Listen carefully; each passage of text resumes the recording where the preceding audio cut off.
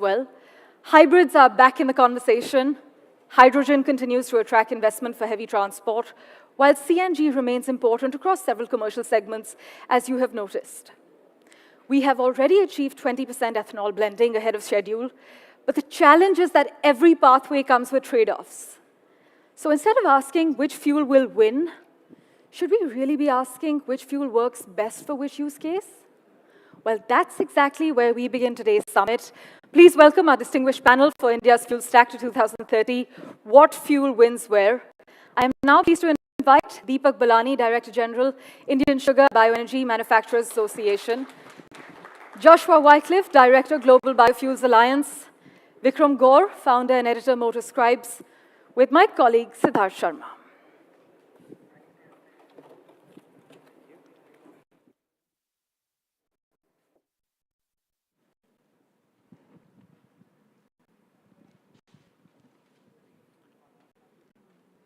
All right, thank you everyone for joining us on this Wednesday afternoon. Thank you, gentlemen, for joining us.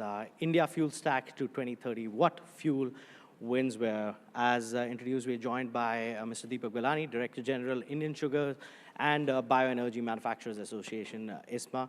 We've got Joshua, Director of Global Biofuels Alliance, and we've got Vikram Gaur, Founder and Editor of Motor Scribes. Thank you, gentlemen, for joining in.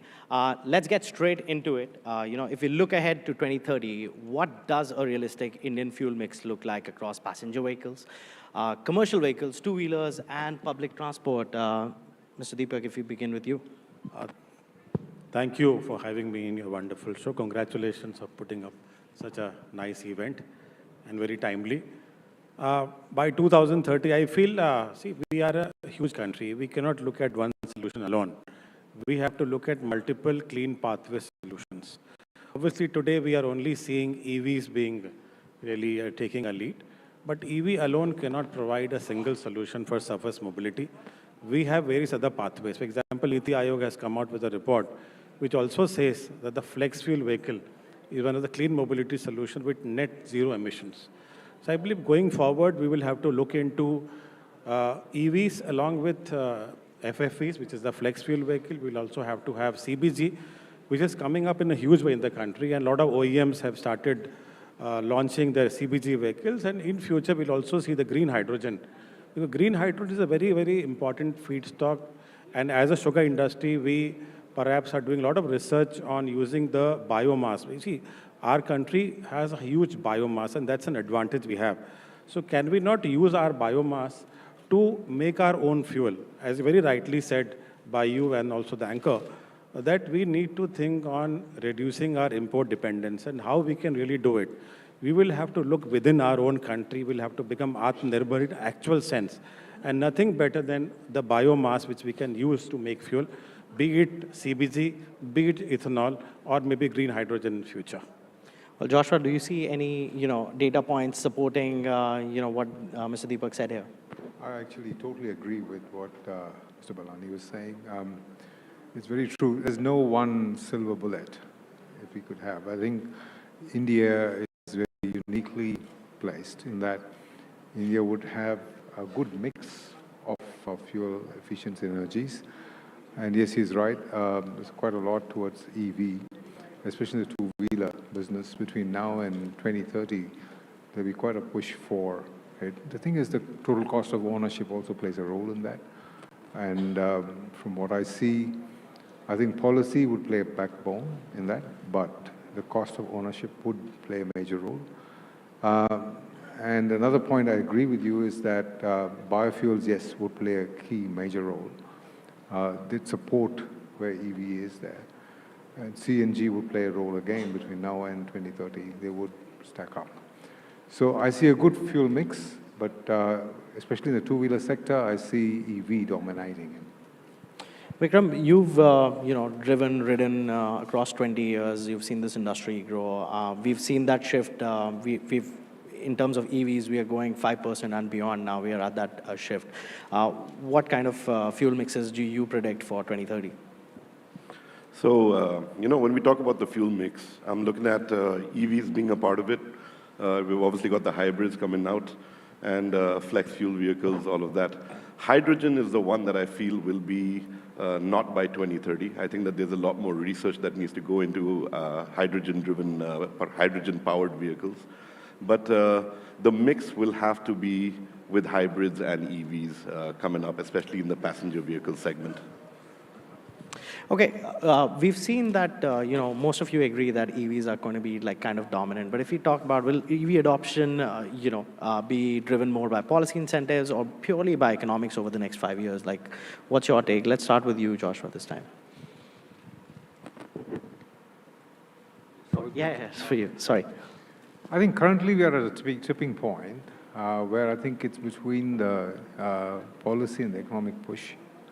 You got the policy push, I'd rather, and say the economic pull. So the drivers, I see, in my view, it's shifting towards the tilt that we're looking at. But in the long term, I think the economics will play a role, especially we're looking at 2030s. Economics will play a role, in my view, yes.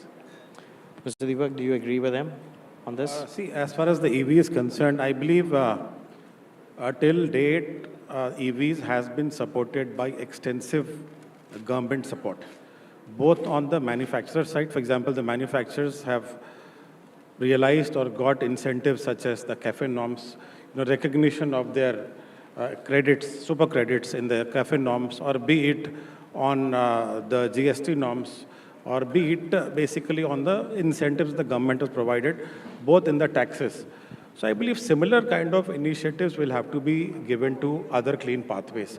So after giving so much of incentive to EV, today the status that in four-wheelers, we are only seeing 5% adoption, and in two-wheelers, it's only 10% adoption. So we don't see that incentives alone can play a major role in adoption of any pathway. It has to be supported by the infrastructure and the convenience of the consumer. I believe if perhaps EV is getting that kind of incentive, I believe the government also has to give supportive policies for a similar pathway. For example, flex fuel vehicles. Now, Maruti has launched a first flex fuel vehicle today. The cost of manufacturing of flex fuel is almost 75,000. That is, I'm talking about WagonR, 70,000 more than the normal ICE engine vehicle. So that really discourages the consumer. As a consumer, why should I buy a vehicle, a similar model, which is 75,000 expensive, especially in the price-sensitive market? So government has to look into providing similar kind of, I think it has to be more technology agnostic, but it has to be a clean pathway, and that is where I see the government supporting, and that is what we are making the case out of it. We are coming to flex fuel engines after this as well, so we would love to know more on that point of view as well. But Vikram, quickly, on the EV front, last year we saw like a lot of, OEMs come out with plenty of EVs, there are ICE to EVs there as well. What are the kind of trends that you are seeing? Is it more policy-driven? Is it more consumer demand-driven? What are you hearing? So I think when it comes to the trend of EV selling, yes, the subsidies have made a big play in that. Because when you look at any life cycle of anything new introduced, you've got the early adopters coming out. These are the people who will buy it because they just want to be there. They're the guys standing at the front of the line to buy an Apple phone, even before knowing its first feature. But to get the masses to follow, right, they need to see the cost benefit. And I think that that's what the government provided by having, the subsidies in place and all of that. But it is a trickle at this stage. It's a very nascent stage in terms of EV sales when we look at absolute volumes. But now we're starting to see more and more people wanting to pick it up. I live in a village down south in Tamil Nadu, and the amount of two-wheeler EVs that I'm seeing now is picking up. So it's not just an urban phenomena. This is people finding the luxury of having something that they can charge at home and use conveniently. So I think we're now slowly nearing the tipping point. It's a little far away, but we're getting there. And we're going to see it more in the two-wheeler, last-mile mobility stage. Passenger vehicles, I think, still have a little bit of catching up to do. Now, if I may continue with you, how significant a role can, flex fuel vehicles and biofuel play in reducing India's oil dependency? Because everybody in India for the past week have been talking about, how we are reducing that dependency on natural oil, crude oil out there, and we saved about like 1.5 crore there as well. So where do you see, these flex fuel vehicle and biofuels? See, it's simple economics. We mix in a certain percentage of ethanol. We don't need to use that much of regular fuel. So it's pure math, and I think it will help reduce the dependency on what we're importing. From the production side of things, I believe that India has enough production capacity, right? There is enough distilleries out there to make the ethanol that is required for the country at this stage. So feel free to correct me if I'm wrong, but that's what I believe is already in place. What is the challenge is the raw material. So right now it's very sugarcane based, but looking at other molasses, looking at the waste being converted into ethanol, that is where the challenge actually lies. Is maybe looking at even wheat or looking at corn or maize to also be a provider of flex. Let's ask Deepak Balani. He is the man right now to answer. Do you agree with Vikram over there? Yeah, so let me also give you some data for the benefit of the audience. See, E20, which we have achieved, is almost 1/5 of our petrol requirement. And we have saved almost 4.5 crore barrel imports and saved to the tune of 1.9 lakh crore import bill only by reducing the import of crude in view of the 20% ethanol. So that's a huge saving. That said, we have also given almost 1.6 lakh crore to the farmer, which is an additional income, and also the carbon emission reduction.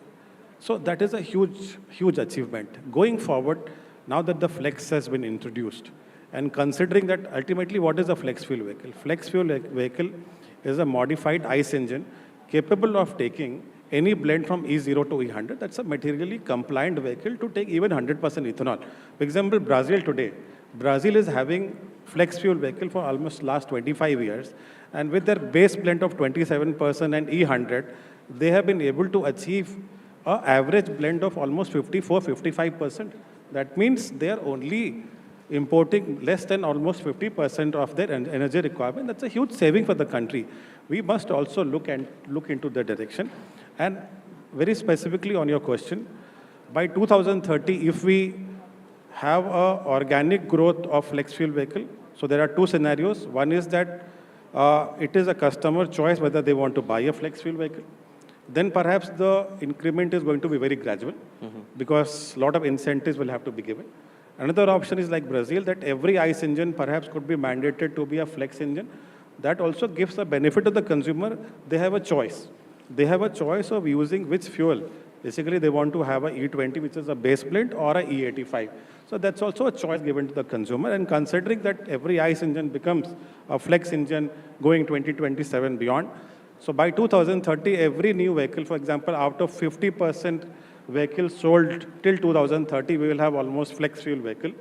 So we are seeing, we will see an incremental requirement or a consumption of almost 500 to 600 crore liter, which will save additionally almost 70,000 crore for the government or for the country.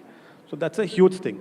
On the capacity, we already have the capacity of producing almost 2,000 crore liter of ethanol today by both grain and sugar industry.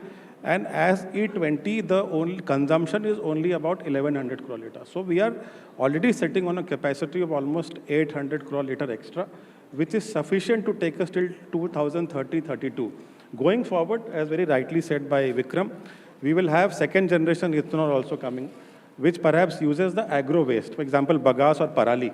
IOCL already has a plant in Panipat, which is actually making a second generation ethanol using parali, because parali is a huge problem in Haryana and Punjab.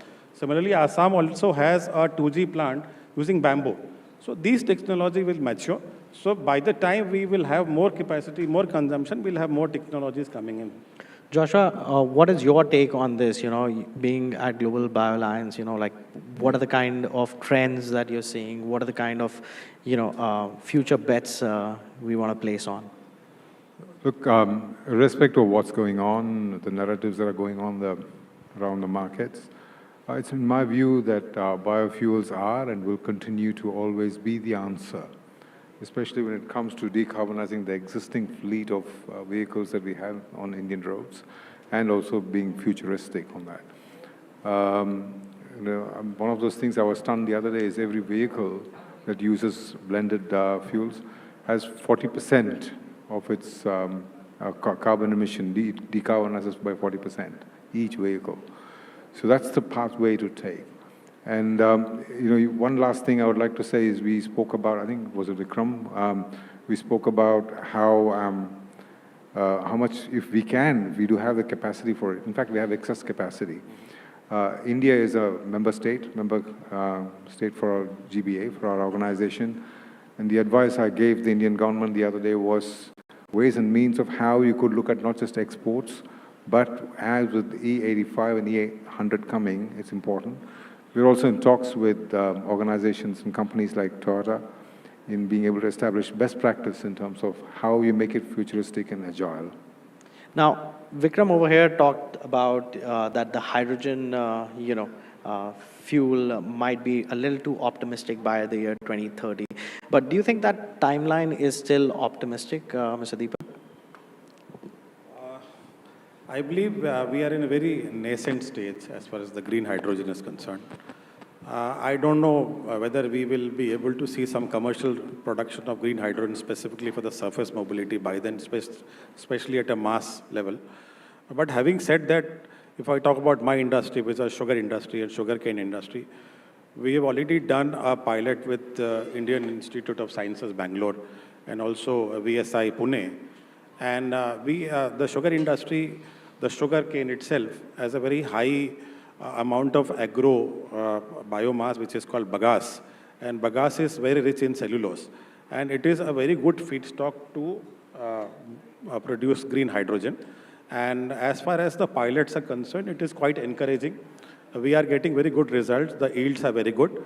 But then I said it is too early to maybe predict that by 2000 we will have the commercial production and the mass adoption of green hydrogen.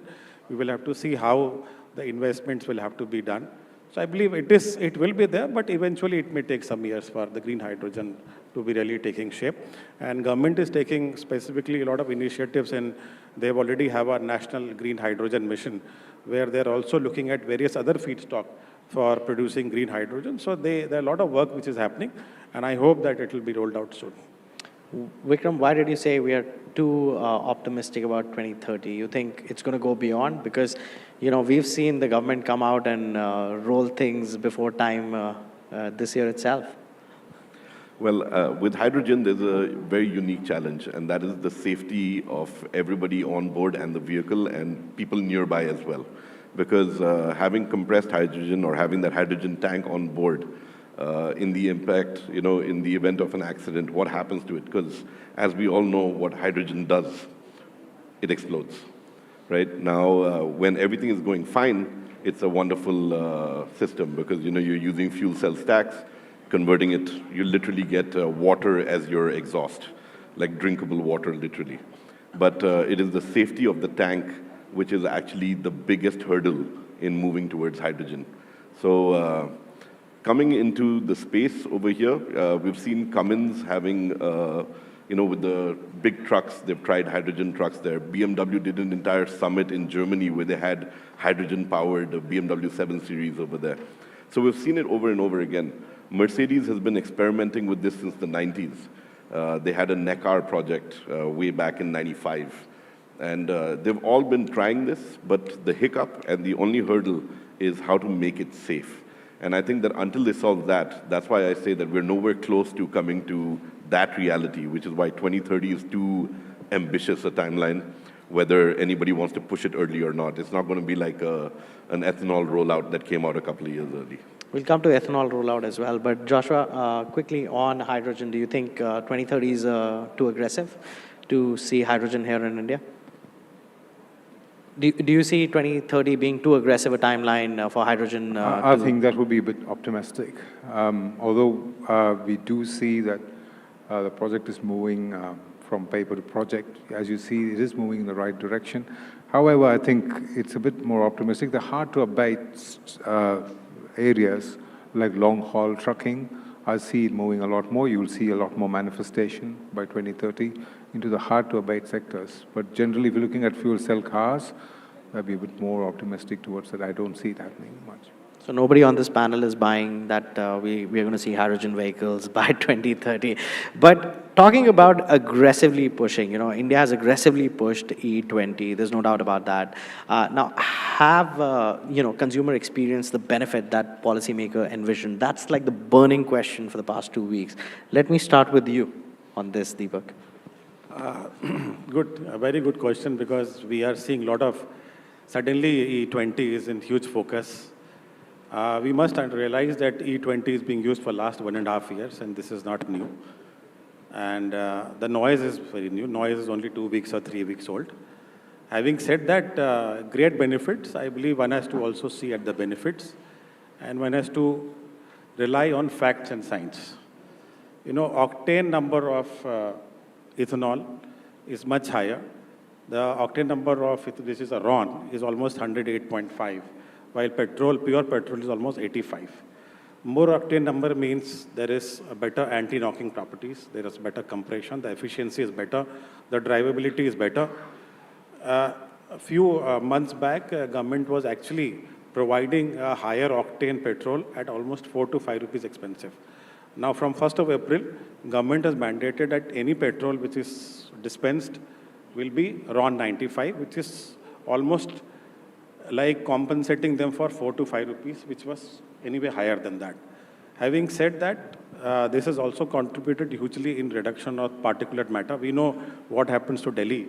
In December, we all find a good reason to escape from Delhi, primarily because of the pollution. In terms of reduction of particulate matter or NOx, SOx, it has contributed to a very large extent. It is a zero carbon emission fuel.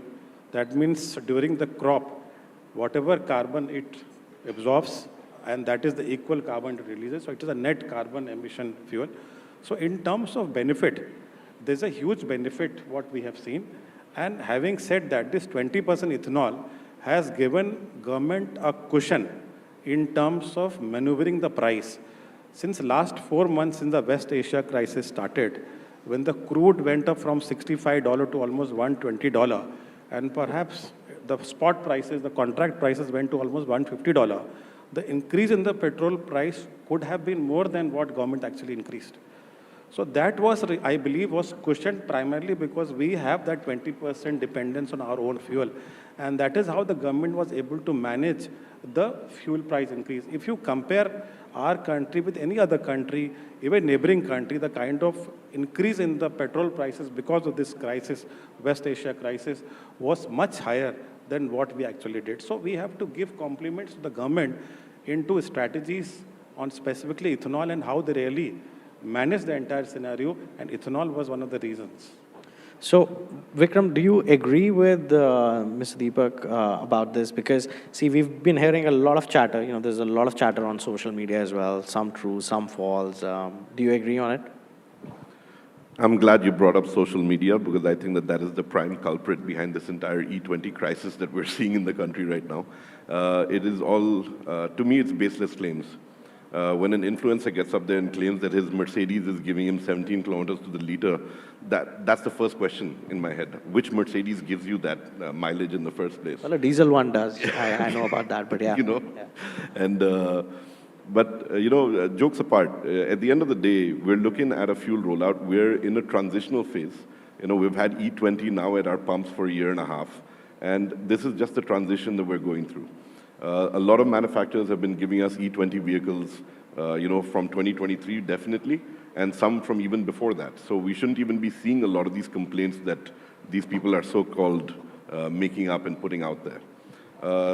I believe, sir, we spoke about, service, that Maruti had given you some details on the service of vehicles running on E20 fuel and all the claims about the wear and tear of those parts. I would really like you to actually add to that.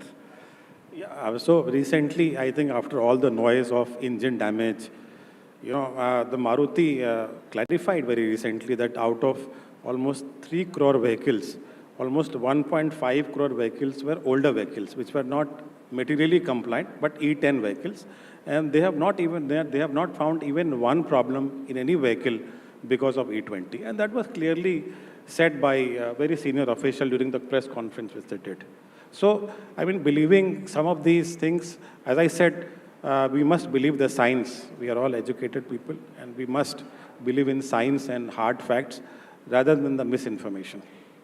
Joshua, what about you? Do you think, you know, I think the rollout was in haste, or like it could have waited a little? so both my fellow panelists have covered most of what I was going to say anyways. I mean, Maruti was the latest example, with 3 crore vehicles being tested and not even one any major issue that they have noticed. You know, what's important is, I know there are a few of us here, both here and in the audience, who believe in advocacy. I think advocacy is very important. Data speaks. We always say analytics speak into advocacy. So when there is negative narratives going around, the important thing would be how, I mean, a program like this is important, NDTV, what you're doing. This speaks into the advocacy of what shouldn't be happening around. And yeah, I do agree about 3 to 5% dip in mileage is accepted around. Everybody accepts that. But overall, when you compare to what these two gentlemen said and what's believed around, that's not major. And I think in just common terms, it's not true when you say that it's going to have major detrimental effects on your spare parts or your parts in the vehicles at all. Now, if I may, you know, we've clearly defined that environmentally it's, you know, a sustainable fuel. You know, we are saving on economic costs there as well. According to you, you know, how can India ensure that ethanol expansion remains, you know, environmentally sustainable, Joshua? Sorry, I didn't get the last bit. How can we ensure that ethanol rollout remains, you know, environmentally sustainable here for India? What's stable? Environmentally sustainable. Right. So, well, like I said, it is on its own sustainable. Like I said, it cuts 40% emission. Each vehicle cuts 40% emissions on it. So that makes it sustainable on its own. I think what needs to happen is that sustainability message needs to be taken across India. And I'm so glad and heartened to hear actually if a village down south can start, you know, reaping the benefits. The environmental benefits, the sustainability aspect of these vehicles need to be carried out. And again, it goes back to advocacy, and I'm so delighted that NDTV is able to do that today. And sustainability, talking about how it benefits the farmers in terms of, you know, getting into the 2G effect of it. The 2G, as we go forward, we'll be talking about it going forward. That adds to the sustainability of it. So there's this food versus fuel narrative that's going on. So there again, we talk about sustainability and how ethanol, be it all 2 generation, the 2nd generation ethanol speaks into it, the very heart of it. now, sustainability is not just, you know, like in terms of like how the vehicle is filled up and, you know, how it is grown, but also in the manufacturing process. How do we ensure that, Mr. Deepa? See, if you talk about the sugarcane industry, sugarcane is one crop where everything is used for making a product. It is the complete circular economy in work, in action. Having said that, you know, sugar industry, for example, it has distillery, it needs steam consumption, it needs power. What it uses, we don't use the coal grid or coal generated power. Our industry uses bagasse for power generation. In fact, 50% of my captive consumption is used by the industry itself, and rest is exported to the grid. So it's a pure circular economy with a lowest carbon emission. Now, interestingly, we did a LCA, which is a life cycle analysis of 1G ethanol, which perhaps takes the entire life cycle, including the crop and also the entire distillation process. And because of the processes which we use, you know, the entire life cycle analysis, the carbon emission index for 1G ethanol was the lowest in the world, which was only 21 gram of CO2 per megajoule, which is lowest for any feedstock in the world. And that is something which we must take proud of. That is number one. Number two, we also use for example, the byproduct, the final product which comes out of distillery is something called spent wash. Now, spent wash is very rich in potash. And today, as a country, we are importing huge amount of potash for our fertilizers.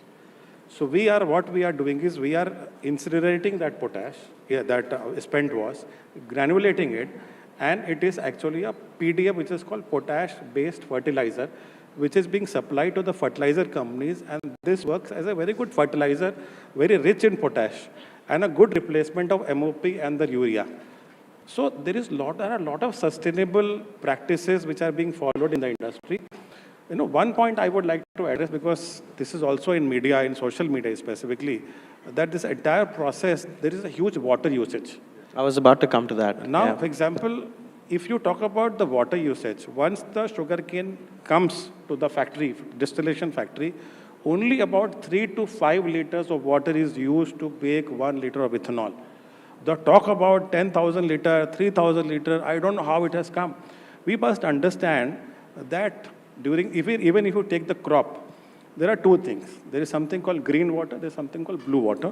Blue water is our rainwater. That would have anyway gone to the ground.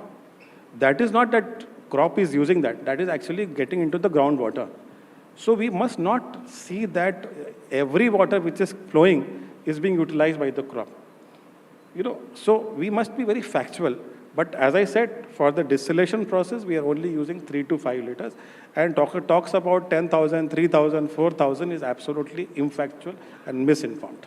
Well, if you've been hearing that, Mr. Deepak says it's not like that. Yeah, go ahead, Joshua. Sorry, when you talked about water, something else came to my head. A couple of days back, I was in Queensland meeting some sugar farmers. And there they have what they call smart irrigation. And these smart irrigation, because one of the false narratives that keeps coming up again and again is water being spent during the cultivation. When you had Mr. Balani talk about water when it comes to the distillery. But even during cultivation stage, smart irrigations, including sensors and mechanisms that allow the fertilizer and the water to remain and not kind of flow out. So because it optimizes the water logging there, rather than the water runoff and lose the fertilizer and the water, so water is conserved. That's a key sustainability findings that they have, something that can be replicated. What about you, Vikram? What do you think can be done more in terms of sustainably rolling out ethanol in India? Actually, Sir stole the words right out of my mouth. I was going to actually talk about it from the farming sector, because when you look at where the journey for ethanol starts, it starts in the farms. India is an agricultural-based economy, and we really need to actually look at incentives over there as well to help. I live in a farming belt. We do a lot of sugarcane, a lot of rice in that area. And I know the struggles of what the farmers go through trying to get an incentive. It's not as simple as it's made out to be. So a lot of focus in simplifying that, making it better, bringing in higher-end technologies. We've seen brilliant farming technologies across the globe where water consumption can really come down to a really minimal amount. But sadly, we still work on flood irrigation for a lot of our crops because it's a wastage of water, but it's cheaper for the farmer to do. So, if there's more incentives on what we can get into the farming sector in terms of tech, farm tech would actually solve a lot of this water problem and what people are talking about in terms of consumption, just for rice paddies as well as for sugarcane. Yeah, go ahead. Yeah, interestingly, very nice point made by Vikram and Joshua. In fact, some of these water management techniques, for example, government is extensively promoting drip irrigation. I'm very happy to say that Maharashtra and Karnataka, which are one of the largest states for sugar industry, they were almost, the entire area is mainly dependent on the rainwater. But almost 30% now the area has been brought under the drip irrigation and micro irrigation facility. But having said that, I agree with Vikram that we must come forward. We have to have better systems to provide these technologies, provide this solution to the farmers. We have to reach with easier methods. For example, if there is government is providing incentives, we have to make sure that incentives are actually reaching the farmer so that they will adopt. One also very interesting things which we have done specifically is that use of AI and machine learning in farming sector. Now, Maharashtra and UP, we are now doing a lot of pilots with weather stations and IoT devices, which perhaps gives another angle to the entire farming techniques by which you can actually save water. Because what happens a lot of times, farmers don't know whether the soil actually requires the water or not. So they are just giving water which is actually not required. In terms of measuring the moisture of the soil, in terms of predicting what is going to happen. So a lot of these technologies were being used to make even farming very sustainable. Well, I think our panel over here is very pro sustainability. But yes, that's a different topic, different day for us. But thank you, gentlemen, for joining us on this discussion. Thank you for being here on the AutoMate, the Fuel and Future Summit 2026, and thank you for your time here as well. Thank you. Yeah, we'll have a quick photograph, and then we move on to our next panel.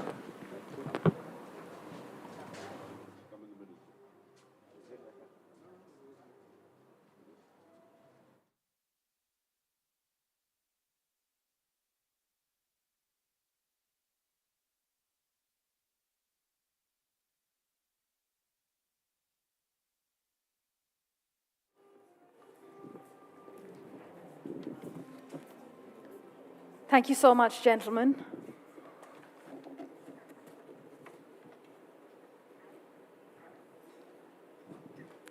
Well, the next conversation focuses on everything consumers rarely see: a charging station, a transmission line, a battery recycling facility, critical minerals sourced halfway across the world.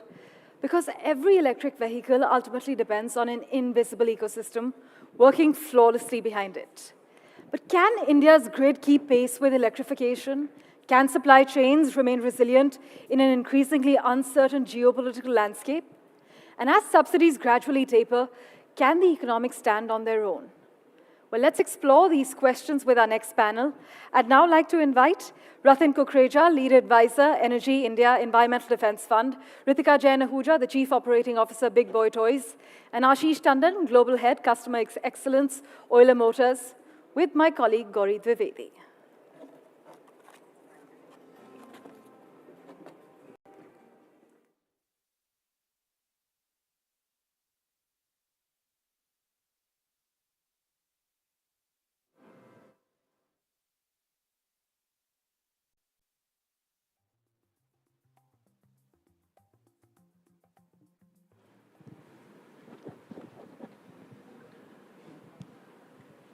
I think the most important context has been set now, which is about how do we really put the nuts and bolts with regard to EV space, put the entire aspiration behind the ecosystem. And I think that's the larger challenge. Do we have the ecosystem in place?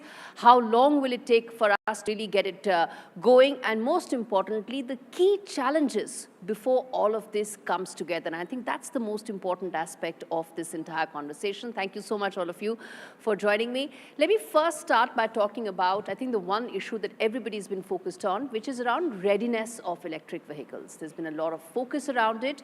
But how ready are we when it comes to electric vehicles? Are we giving enough attention to power grid, to the battery ecosystem, to the supply chains? Again, putting all of this together, I think that's the single most important aspect. Let me start by asking all of you just that. Take a moment, all of you. Of course, we start with the lady on the panel, and then take a moment to explain the larger context, but putting some of these issues that I just pointed out at the front and center of the argument. Yes, Ritika, we start with you. Thank you so much. So it's lovely to be here this afternoon, and I think you have a great group sitting here. So I think right now we are pretty much in the phase one, which is getting everyone ready for the EV and getting everyone accustomed to the fact that they need to start buying and start owning an EV vehicle. But of course, that's the first step. But I don't think we are that ready yet with the infrastructure, with the grid, with the battery backup, the battery warranties, the resale values. There's a lot, I think, that one needs to think of. But that is definitely something that I feel that the government is working on, and it's a plan in action for the phase two. But I would also want to hear what other people have to say and then probably fill in. Ashish, you want to come in there? Because you, of course, have a perspective coming in from commercial vehicles point of view, also the scalability point of view, but walk us through some of these aspects that we just spoke about. Thank you. So I represent Euler Motors. It's a young startup company making commercial vehicle electric three-wheeler and four-wheeler. So I agree completely with Ritika that on the first leg, which is electric vehicles, lot of readiness is there, lot of products you can find. Last 4-5 years, electrification pace in the country across segments, whether it is cars or two-wheelers, three-wheelers, four-wheelers, especially in commercials, except for big trucks. Most of the categories are now seeing that vehicles are ready. At least four or five manufacturers are available, and good products are coming. The real challenge, I think government has worked mostly on creating the demand side incentives, whether you call it FAME or various tax waivers. However, as far as the grid is concerned, that still is red for us. Charging stations, that anxiety still continues in the minds of the consumers that if I buy EV, what happens, where do I charge? So I think these are some of the challenges which are there in the minds of the customer before electrification really picks off very well. And really takes on the kind of scale that Indian market really needs to make that kind of a big difference, both in terms of an environmental aspect and, of course, in terms of daily lives and the habitual changes that we want to bring in. And we're going to focus on that as well and some of the other aspects of the supply chain. Ratan, let me then ask you, you've been writing a lot as well about what all are the kind of changes that we need to bring in. Help us understand the larger aspect that we are talking about, the nuts and bolts of putting the entire ecosystem behind the kind of aspiration that India has spoken about. Your thoughts? Yeah, first of all, a very good evening to all, and thank you, NDTV, for having me here. Getting into the question, I think so far a lot of emphasis and focus has been on increasing the vehicle count. That is, we need to increase the electric vehicle penetration. But setting up the entire ecosystem needs a lot more elements. So when I say a lot more elements, we're talking about the charging infra. Again, on charging infra also, we talk about so many chargers needs to be built in. But if someone looks at the charger utilization data, it's 10 to 15%. So 85% the chargers which have been installed, they're sitting idle. So we need to make sure that... Why is that so? Why is that so? Are there not enough vehicles? Yes. Or are they at places where they cannot be accessed? What's the issue? Yes, so we need to come and track different KPIs. One is the charger uptime.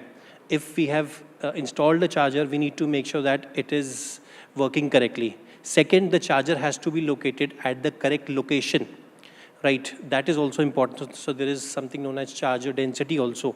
So we need to make sure that we are not only tracking the number of chargers, we are tracking about the charger utilization, the charger density, we are talking about the charger uptime. So one is vehicle, second you move to charger, third you move to the distribution side, which again has not been taken care so far. When you say distribution, let's say there is a residential colony in Delhi. Say 5 years down the line, if everyone starts having EVs, while the grid will have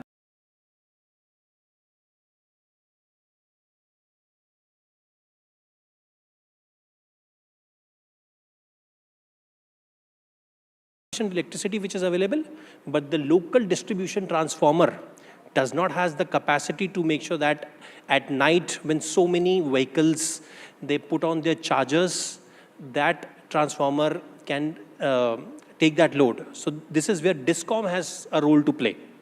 Then moving to, when I talk about that adequate vehicles, the government is focusing a lot on the vehicles, putting schemes on subsidy, but the upstream side is also very important.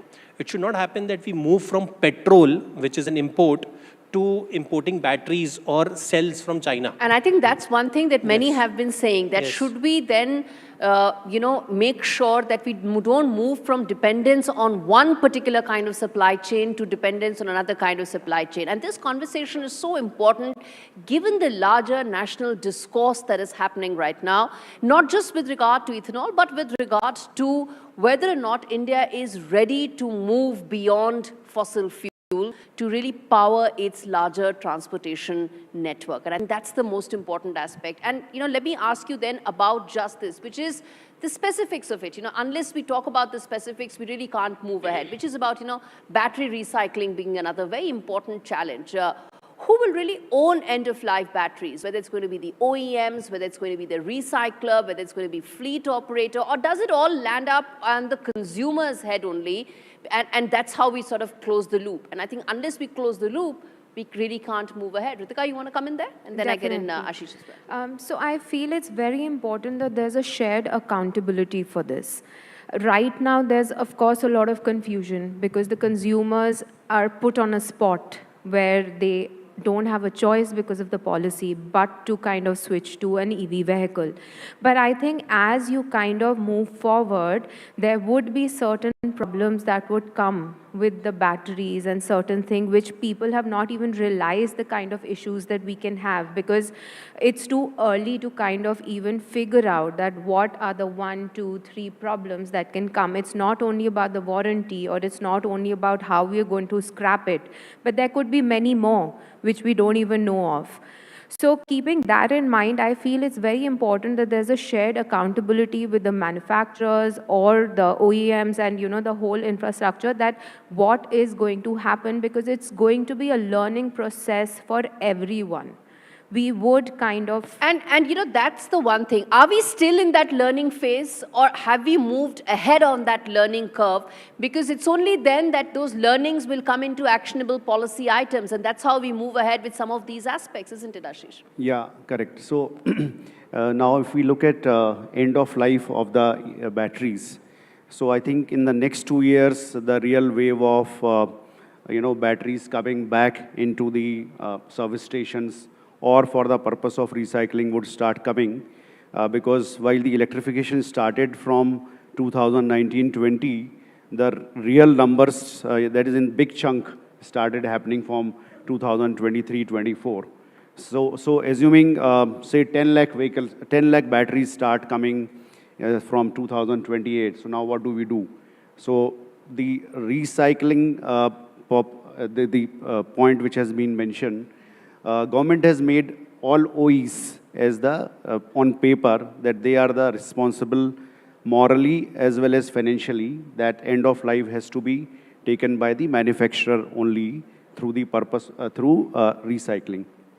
Now, on paper, this EPR rule, that extended producer responsibility rule, looks fine, but as Ritika pointed, that consumer doesn't know what is to be done.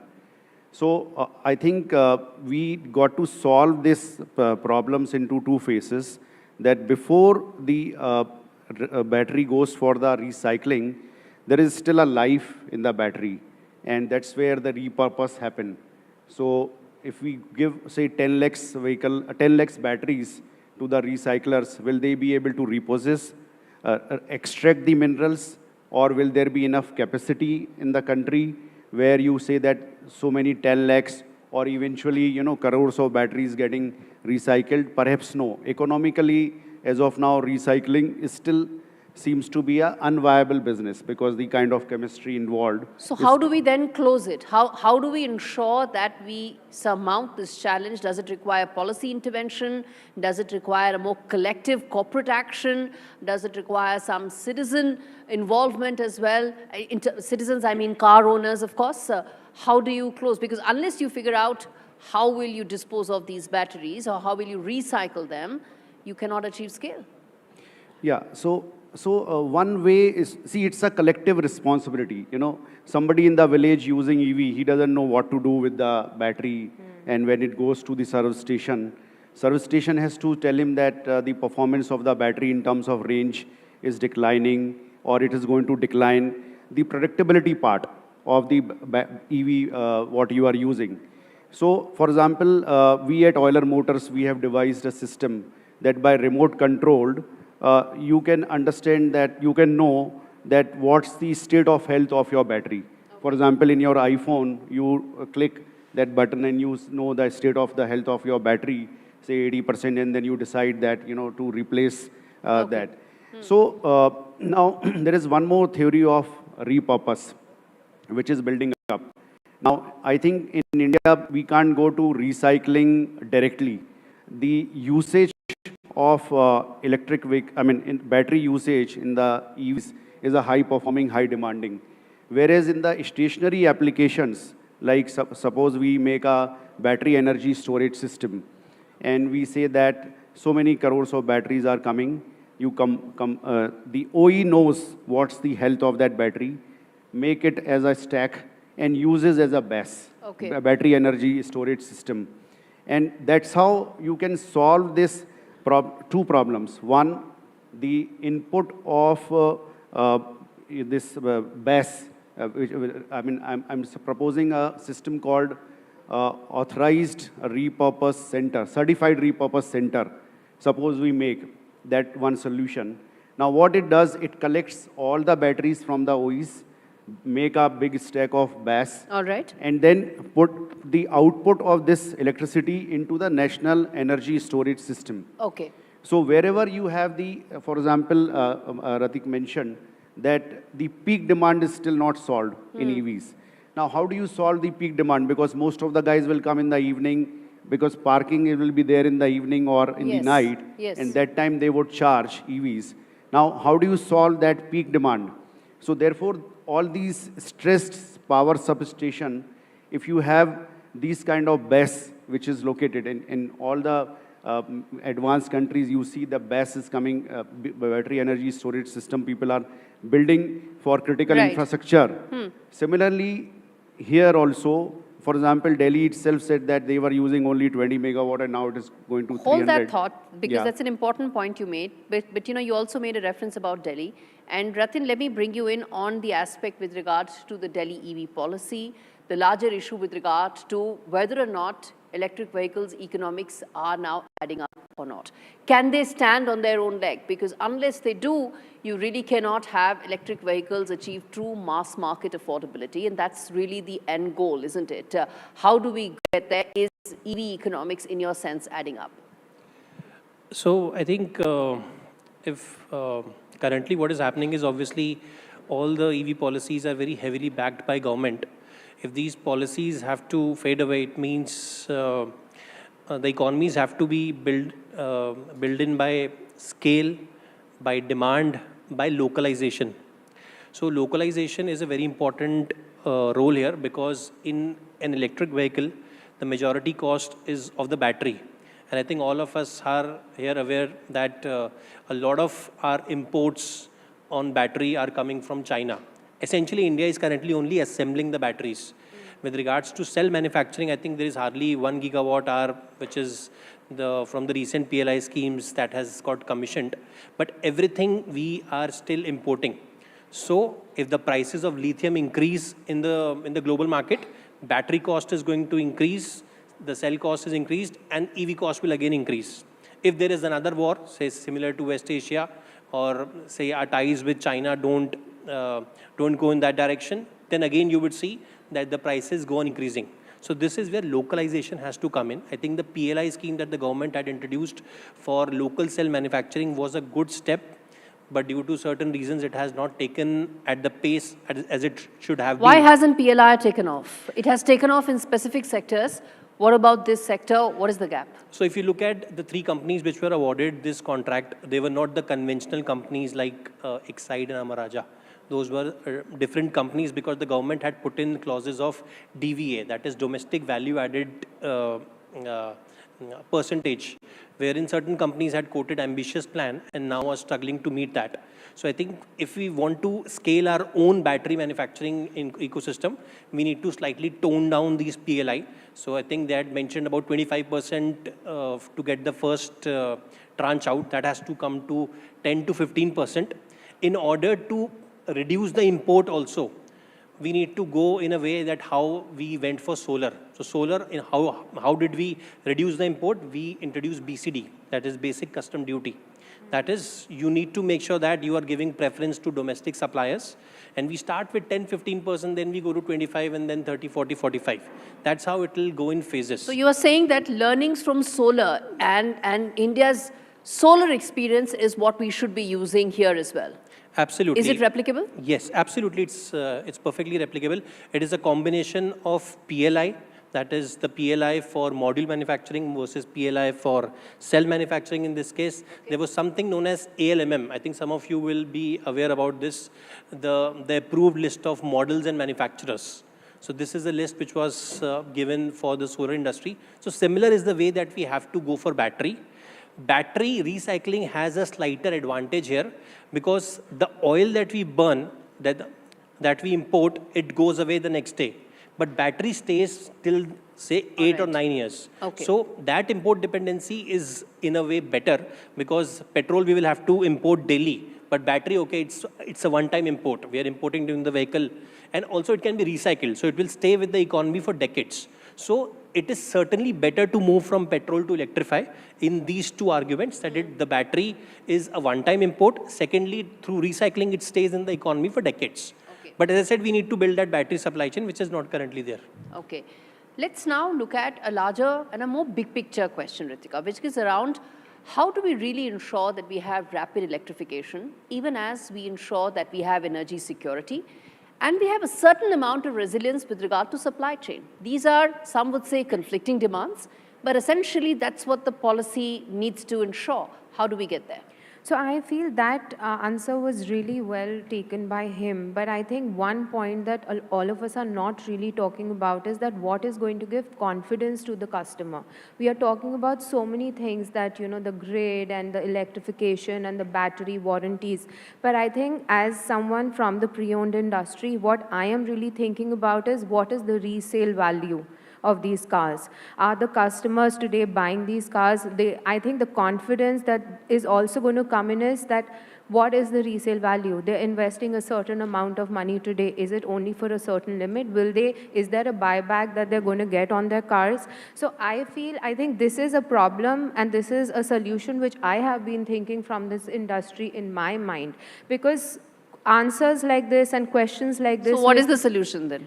So see, people like us who are into the industry, where I feel that we are also simultaneously working on the fact that how are we going to work with these batteries? Are we going to import it ourselves? Because we have been importing parts of different cars for other people. Should we be also taking interest in the battery and the warranties and everything?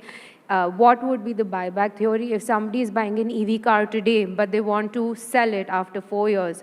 How the pricing and how is everything going to change for them? I think that is also something that is a very important part, which I feel is not being talked much. And I think that can really give a lot of confidence to the consumers once they know that... Is that an apprehension right now? And is that actually stopping people from making those purchases and shifting to EV? 100%, because right now, I think in the last 1 year, I have seen about 40% increase of the demand of EV cars. And every person has come to us asking the similar question, what's the buyback? You know, is this a one-time thing for us? Because with all other cars, that was never an apprehension. But that is something people are genuinely thinking about. Is it just money done and dusted?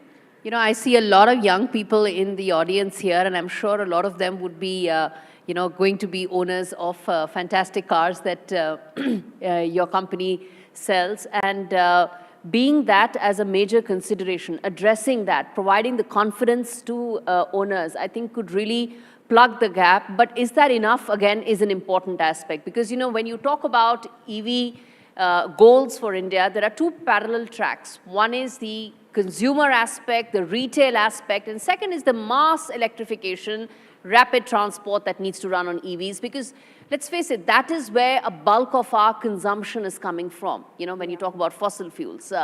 And let's now also talk from the point of view of the customer.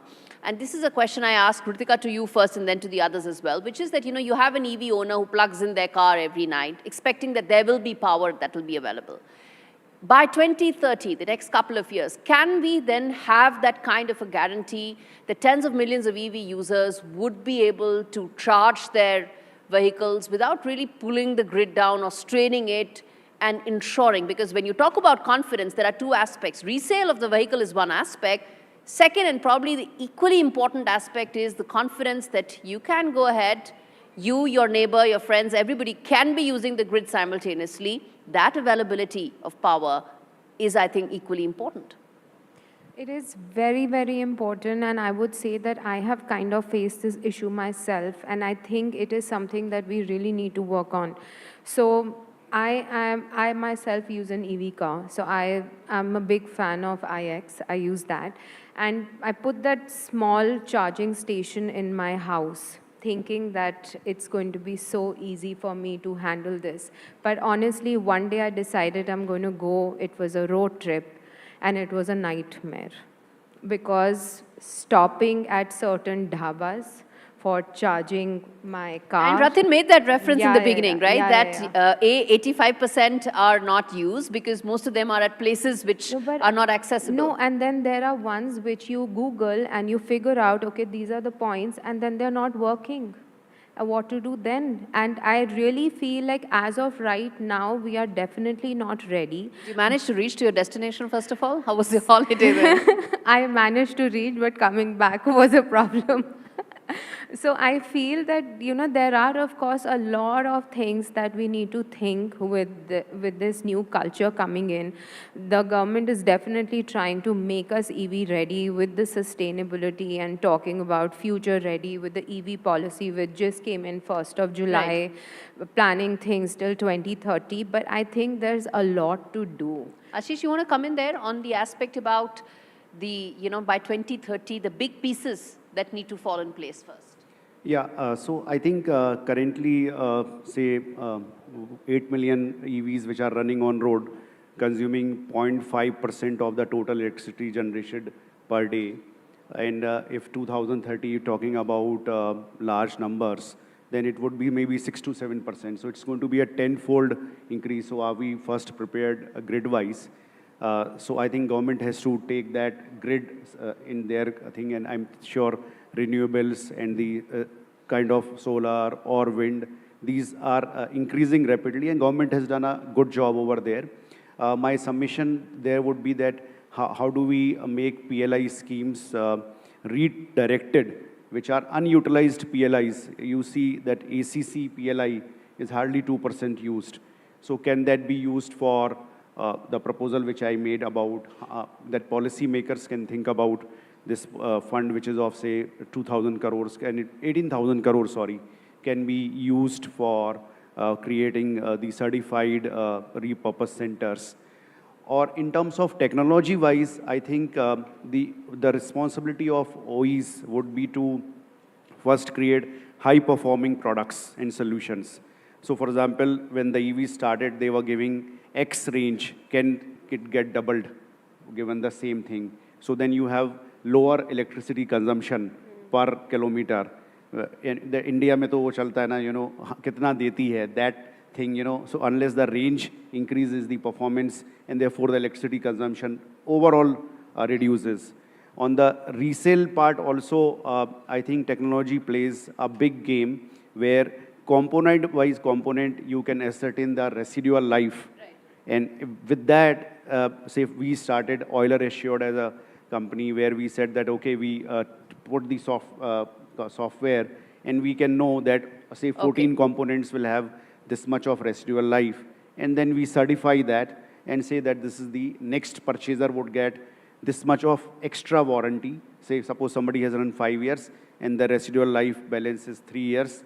So I give that certification, and with that, the residual life from OE side, it goes up. Okay. That's an important aspect of how you sort of, plug the gaps there. Ratin, let me give you the final word here in terms of the larger mobility roadmap. We've talked about several aspects, the consumer aspect to it, the rapid electrification goal, commercial vehicles aspect to it. How does all of this come together when you talk about the mobility roadmap, let's say by 2030, by 2035, given all that is happening around us, given a national discourse to be able to rid ourselves about the dependence that we have with regard to crude oil, how do you sort of see that mobility roadmap? So I think different actors will have to play different roles. I think one point that I wanted to highlight on your previous question was whether a customer will be able to charge its vehicle in the night. So again, I think the DISCOM's role we undermine sometimes when we talk about EV. Typically, the government and the DISCOMs will, over a period of time, move to time-of-day tariffs because solar is available during the daytime. And if we put in the peak load in the evening, then that becomes problems on the local transformers. So what is going to happen in going forward is, as we penetrate deeply in EVs, there will be time-of-day tariffs. That is, electricity will be slightly more cheaper during the daytime because then that's what is abundance rather than going for storage. So that is why the users are able to charge their vehicles at the workplaces also and not just at their homes. And in the evening, because of the transformer capacity, because of the peak load and all, this will typically be slightly more costly. So this is why whenever we are having an EV discussion, I think the DISCOM role is very important. Then coming to your question on how the overall roadmap should be looked at, and as I said, each actor will have to play its own role, but the single most important role going forward if the government has to remove the subsidy is the localization of the supply chain, which I mentioned about battery, because this is most difficult and it will take at least a decade even if we start now, because India does not have any refining capacity of lithium. The supply chain of battery, it starts from mining to refining to manufacturing cells and assembly. So we are only doing assembly. India does not have any lithium reserves, or I should say that we've recently found one in J&K, but we don't have any refining capacity on lithium. So we are going to always be dependent upon countries like China, Australia, which have lithium reserves or which are making manufacturing cells. But you know, in today's day and age, can you actually own the entire supply chain? It's hardly likely that any country would be able to completely own up the entire supply chain. So second hurdle is that if you can't set up your own refining capacity, or you don't have your own mines due to natural and geological reasons, then you tie up and build MOUs with certain countries. Long-term offtake agreements where these countries are again sure that they will be able to get buyers, and we are sure that our prices remains stable. Because if the government has to remove subsidies, the prices have to go down. It cannot be, say, subjected to volatile or geopolitical reasons. So then long-term partnerships, plus the government has this National Critical Mineral Mission, which was launched last year to make sure that we are able to build that refining capacity. So all of this is a part of that. If you're able to solve the battery part, the vehicle part, we have cracked a little. Charger, I don't think so. It is very difficult. It is more of putting it up on a strategy. And the distribution segment, which, as I said, it has to be a combination of managing the peak load through time of day tariffs. I think each actor has to play their own roles to make sure that we have a very smooth ecosystem. This is what I would say. Lots of moving parts to the entire mobility puzzle, but as they say, the time to actually be able to implement this is now.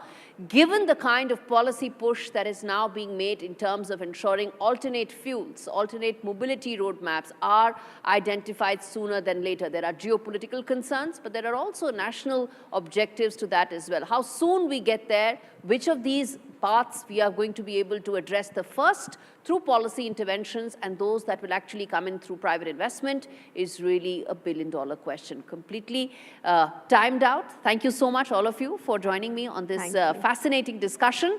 Let's see where this takes us going forward. Thank you so much. Thank you. Great. Let's get a picture, please.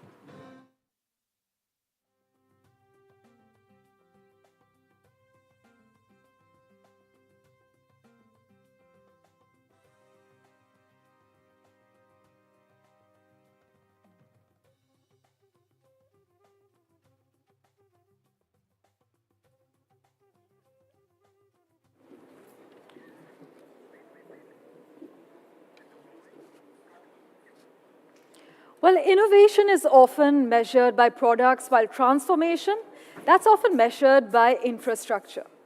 Our next guest has spent years building one of the foundations of India's electric mobility ecosystem, charging infrastructure. As EV adoption gathers pace, the conversation is shifting from whether India needs charging stations to whether we can build them at the scale, the speed, and reliability the country demands. On that note, please welcome Ashwini Dikshit, founder of Levanto Green, along with my colleague Siddharth Sharma.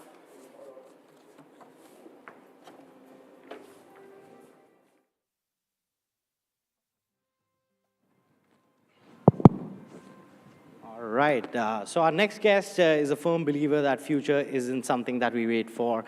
You know, it's something we built with more than 2 decades of entrepreneurial experiences. Ashwini Dikshit founded Levanto Green with a simple but powerful vision to create the charging infrastructure that will support India's electric mobility future.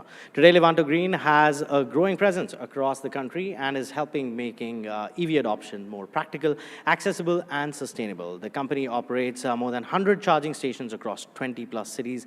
It's working towards nationwide networks that will help power India's transition to cleaner, more sustainable mobility. Please welcome Ashwini Dikshit, founder of Levanto Green. May we have a big round of applause, please. Thank you, Ashwini, for joining us over here. Now, you entered the EV charging space after building businesses across industries, right? What convinced you that charging infrastructure rather than vehicles, because a lot of people want to go into EV vehicles, would become one of the most critical enablers for India's mobility transition? Thank you so much, Siddharth, giving me that much ये platform दिया आपने मुझे. Are you comfortable with him? Yeah, मैं feelings दे सकूंगा आपको. अरे हाँ, बिल्कुल. अभी रितिका की बात सुन रहा था, मैंने देखा कि वो परेशान हो गई हाईवे पे. शायद ऐसी कुछ प्रॉब्लम रही होगी जो हम ईवी चार्जिंग स्टेशन का एक इकोसिस्टम को प्लान करके लेके आए हैं. एंड होपफुली ये मान रहे हैं कि हम 2030 तक वो चीज़ें ठीक कर देंगे हैं जिसकी कमी अभी है. वी हैव अराउंड अगर आप बोल रहे हो मुझसे कि मैंने ईवी व्हीकल्स की जगह पे इकोसिस्टम पे क्यों नहीं लिया, तो एक बहुत लंबी जर्नी है. 2021 में जब कोविड का टाइम था, उस समय जब सबकी गाड़ियाँ अंदर थी, तब मुझे ये आइडिया आया कि देखो क्या पोल्यूशन जितना बच रहा है और जितनी चीज़ें हो रही हैं, अगर हम इसमें कुछ कर सकते हैं, ग्रीन एनर्जी के लिए कुछ कर सकते हैं, तो ये मौका सबसे अच्छा है. तो उसी समय डिसाइड कर लिया था कि अगर कोविड के बाद बचेंगे तो डेफिनेटली हम ईवी में जाएंगे. और उस समय तो ऐसा सोचा भी नहीं था कि ऐसी रेवोल्यूशन आ जाएगी. जिस समय मैंने ये 2023 में ईवी को लेकर आया हूँ, ईवी इको सिस्टम को लेकर आया, तब तक तो ऐसा सोचा भी नहीं था कि 2026 में 5% या 6% यूजर्स आ चुके होंगे.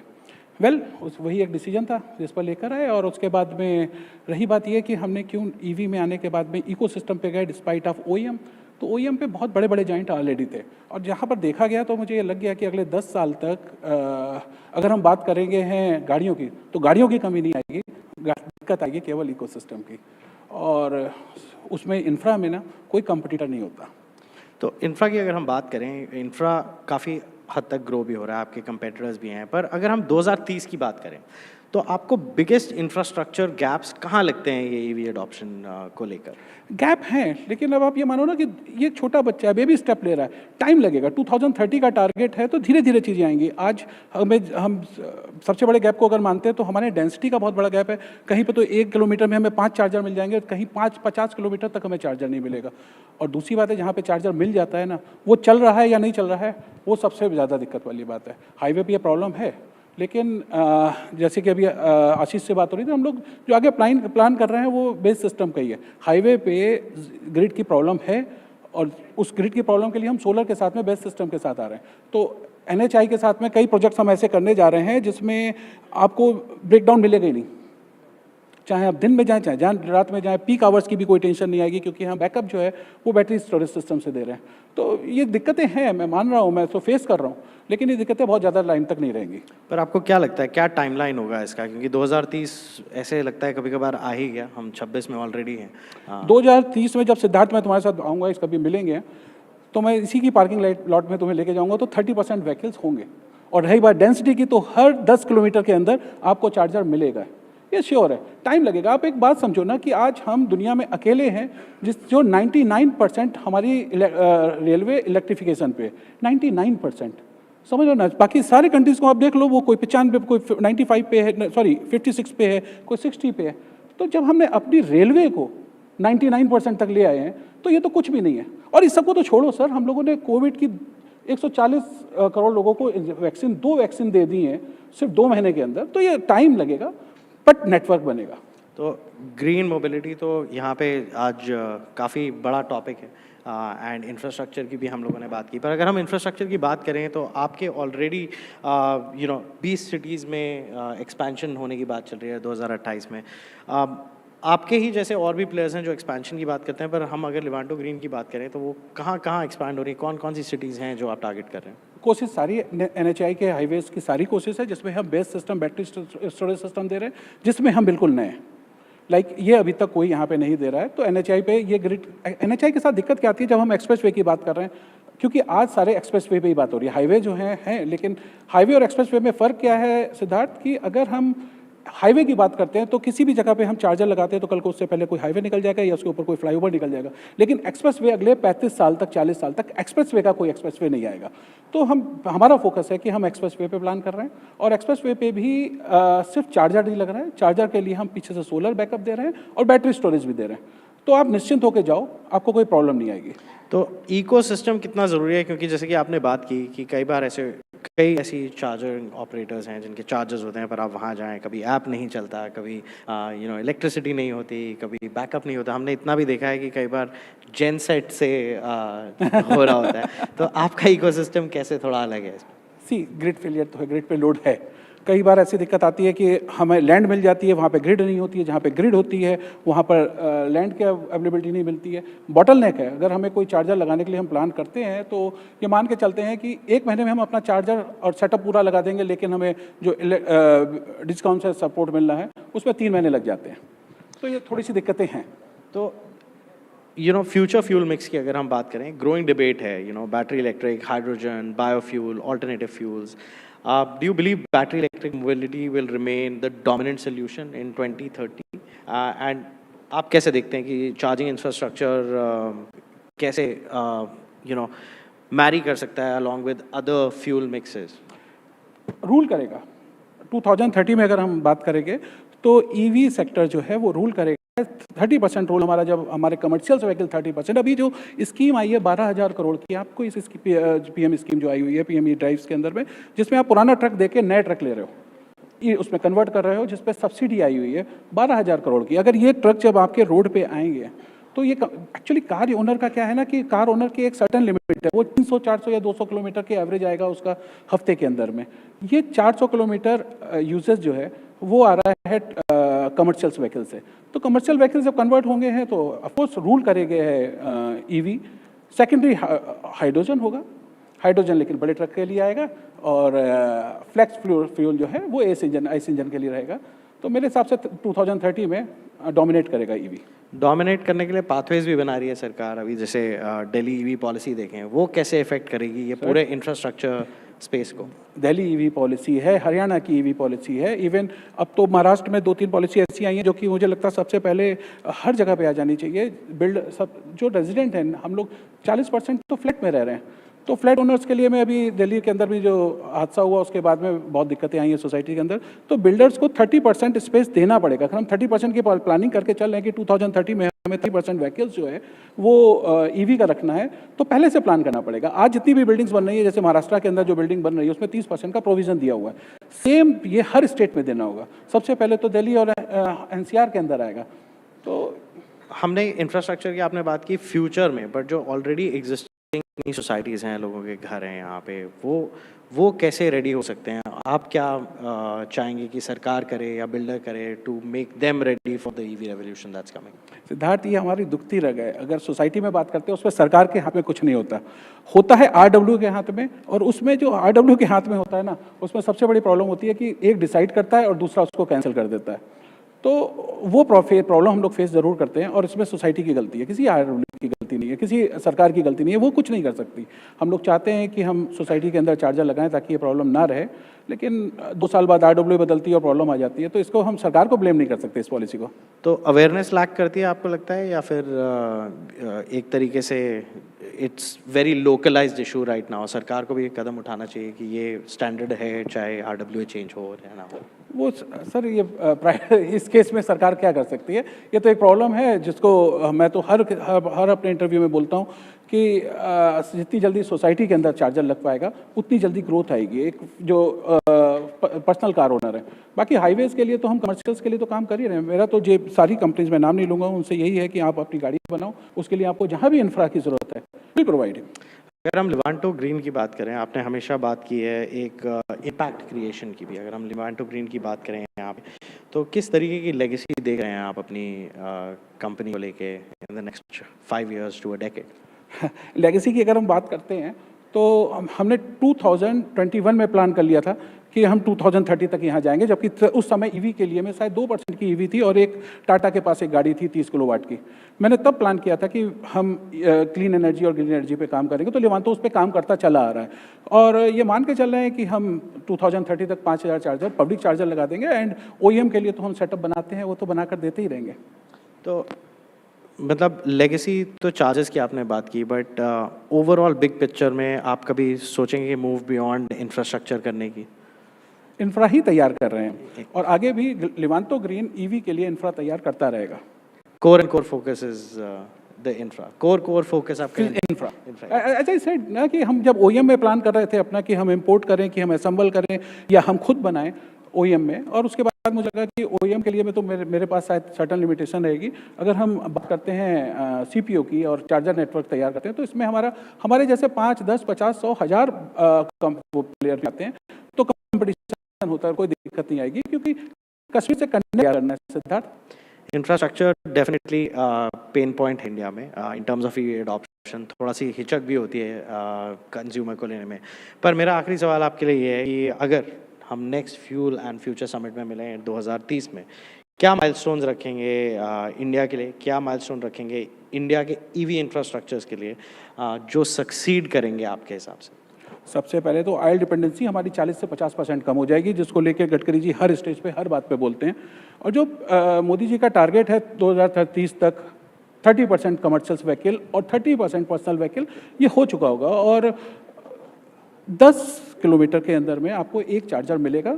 और हाईवे पे अगर आप जाओगे हो तो चार्जर मिलेगा भी और चलता हुआ भी मिलेगा, जैसा नेक्स्ट टाइम रितिका को प्रॉब्लम नहीं आएगी। मैं बार बार वही सुन रहा हूं। चलता हुआ चार्जर सबका पेन पॉइंट है, हम सब कभी ना कभी अटके हैं उसके साथ। Thank you so much for joining us on the fuel and future summit over here. Thank you so much gentleman, let's get a quick photo. Thank you so much.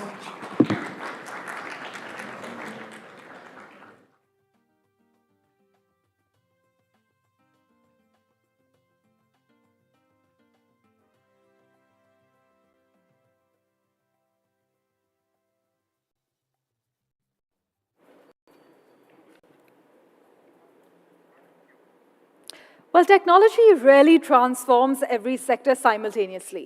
It usually begins where the economics makes the strongest case. In India, that may be delivery fleets navigating our cities every day. It may also be commercial logistics where every liter of fuel actually saved directly improves profitability. Or perhaps public transport where scale itself changes the equation. So the question isn't simply which technology succeeds, it's where India will witness the transition first. Let's now hear from leaders building that future every day. We have Sachin JKS Haritash, founder and CEO, Maven, director of Chetak Logistics Limited. Sharvari Patki, also joining us, director, Electric Mobility and Global South Partnerships, WRI India. And Dr. Uday Narang, founder and chairman, Omega Seki Mobility, with NDTV's Ankur Taneja.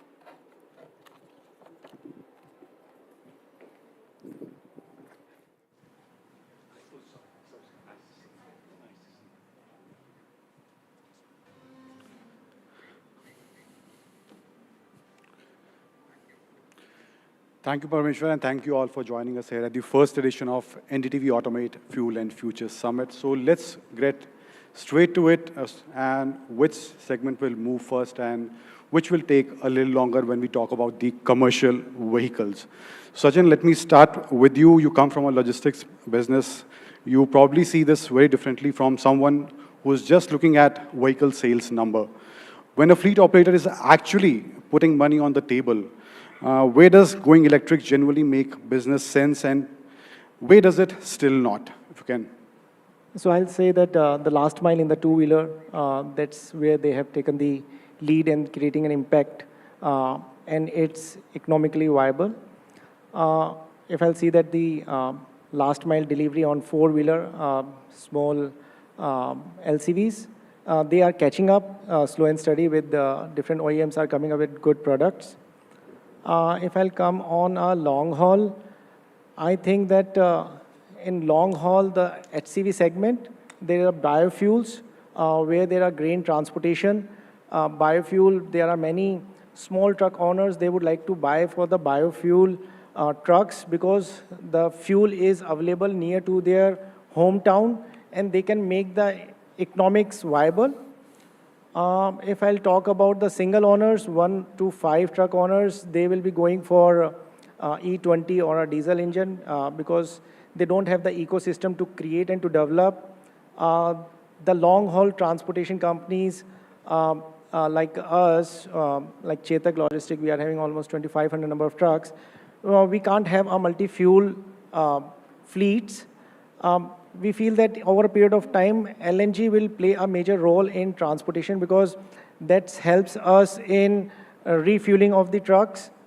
Second is the theft of the fuels during the transit. Another is the EV, which is the topic of today's event, is how the green will play a major role. So I think that right now the gentleman from the Levante, he is speaking about the fuel, the charging stations.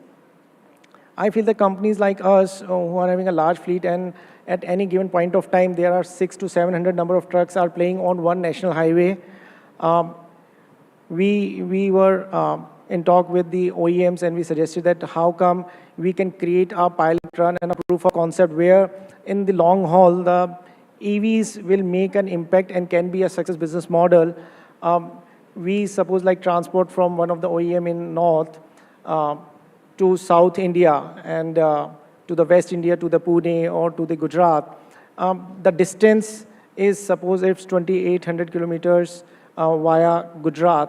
We can create a hubs of over 300 kilometers and where our driver can drive during the day, he can have a proper rest, food, we can create a yard. The maintenance of the vehicle can be brought in, the driver can have a good food, and like this, we can create an ecosystem where we are self-reliant, sufficient to build that. But for that, we requested the OEMs to create a partnership. In India, right now, the partnerships are not success models, and that has not cashed up much. But in foreign, if you'll see that even the tire companies have a tie-up with the large fleet owners, like all multinational companies who are playing right now. So such models will come up in over a period of time where there are associations. We are the Tata Loyal. We buy all Tata trucks from last 45 to 50 years. We are the third generation who is using the Tata trucks. So we build our association, a partnership where we can create this business model.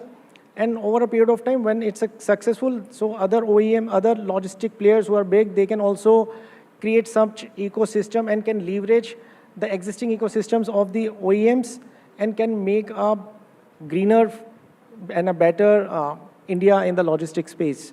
So I feel that in due course of time, multi-fuel will play a role in their respective zones and the respective sectors, and all fuels will be playing a major role in creating a $5 trillion economy, which will move only on the logistics. Yeah, that's it. Thank you. Sharvari, we hear a lot about electrifying everything. But realistically, we can't transform every vehicle and every segment overnight. So if you had to pick one segment where India should put its maximum effort right now, which one would it be and why? Interesting question. And probably the answer lies in numbers. I'll just lay down numbers. If we have 100 vehicles on the road, just 5 are commercial vehicles.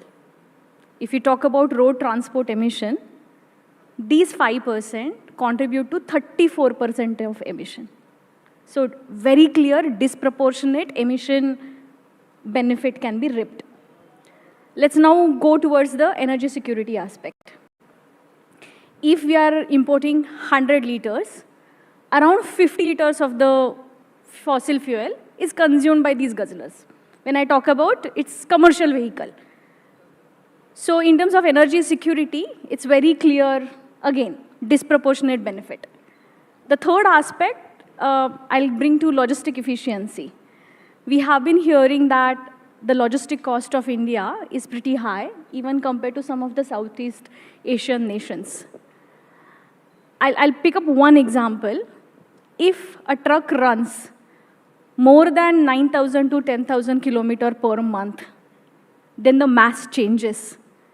We know some pilot which is happening between Maharashtra and Madhya Pradesh, where electric truck, and I'm not talking about the smaller one, I'm talking about the big 55-tonner, 40-feet tractor trailer, their operations cost is less than ICE operations cost. So if I have to fit a trifecta of energy security, emission reduction, and logistic efficiency, logistic cost reduction, then if one vehicle segment we have to pick up which fits amazing into that trifecta, that is commercial vehicle. Now within commercial vehicle, India has a very wide feet. We have three-wheeler, which is sub 1 ton, which is the chota commercial auto rickshaw what we see in the corner of the shops. 255-tonner, the big truck which come out of port. Sub 1 ton to 55, if that's the bandwidth we are talking about, you're absolutely right, we can't solve all problem one fine morning. Then we have to, again, the answer lies in maths. We have to pick up those use cases, one, which are predictable. Because right now, I think I don't need to talk about charging infrastructure. It has been spoken at length in the multiple panels. So we need business cases which are predictable in nature so that either you create a depot charging infrastructure for them to begin with, or you create your business case using some of the public charging infrastructure, which is a dependable one. Second, what is the possible asset utilization? When I say asset utilization, is my vehicle running enough? And again, maths are very simple. For 55-tonner heavy duty, you run more than 1 lakh kilometers per year, you don't need anything.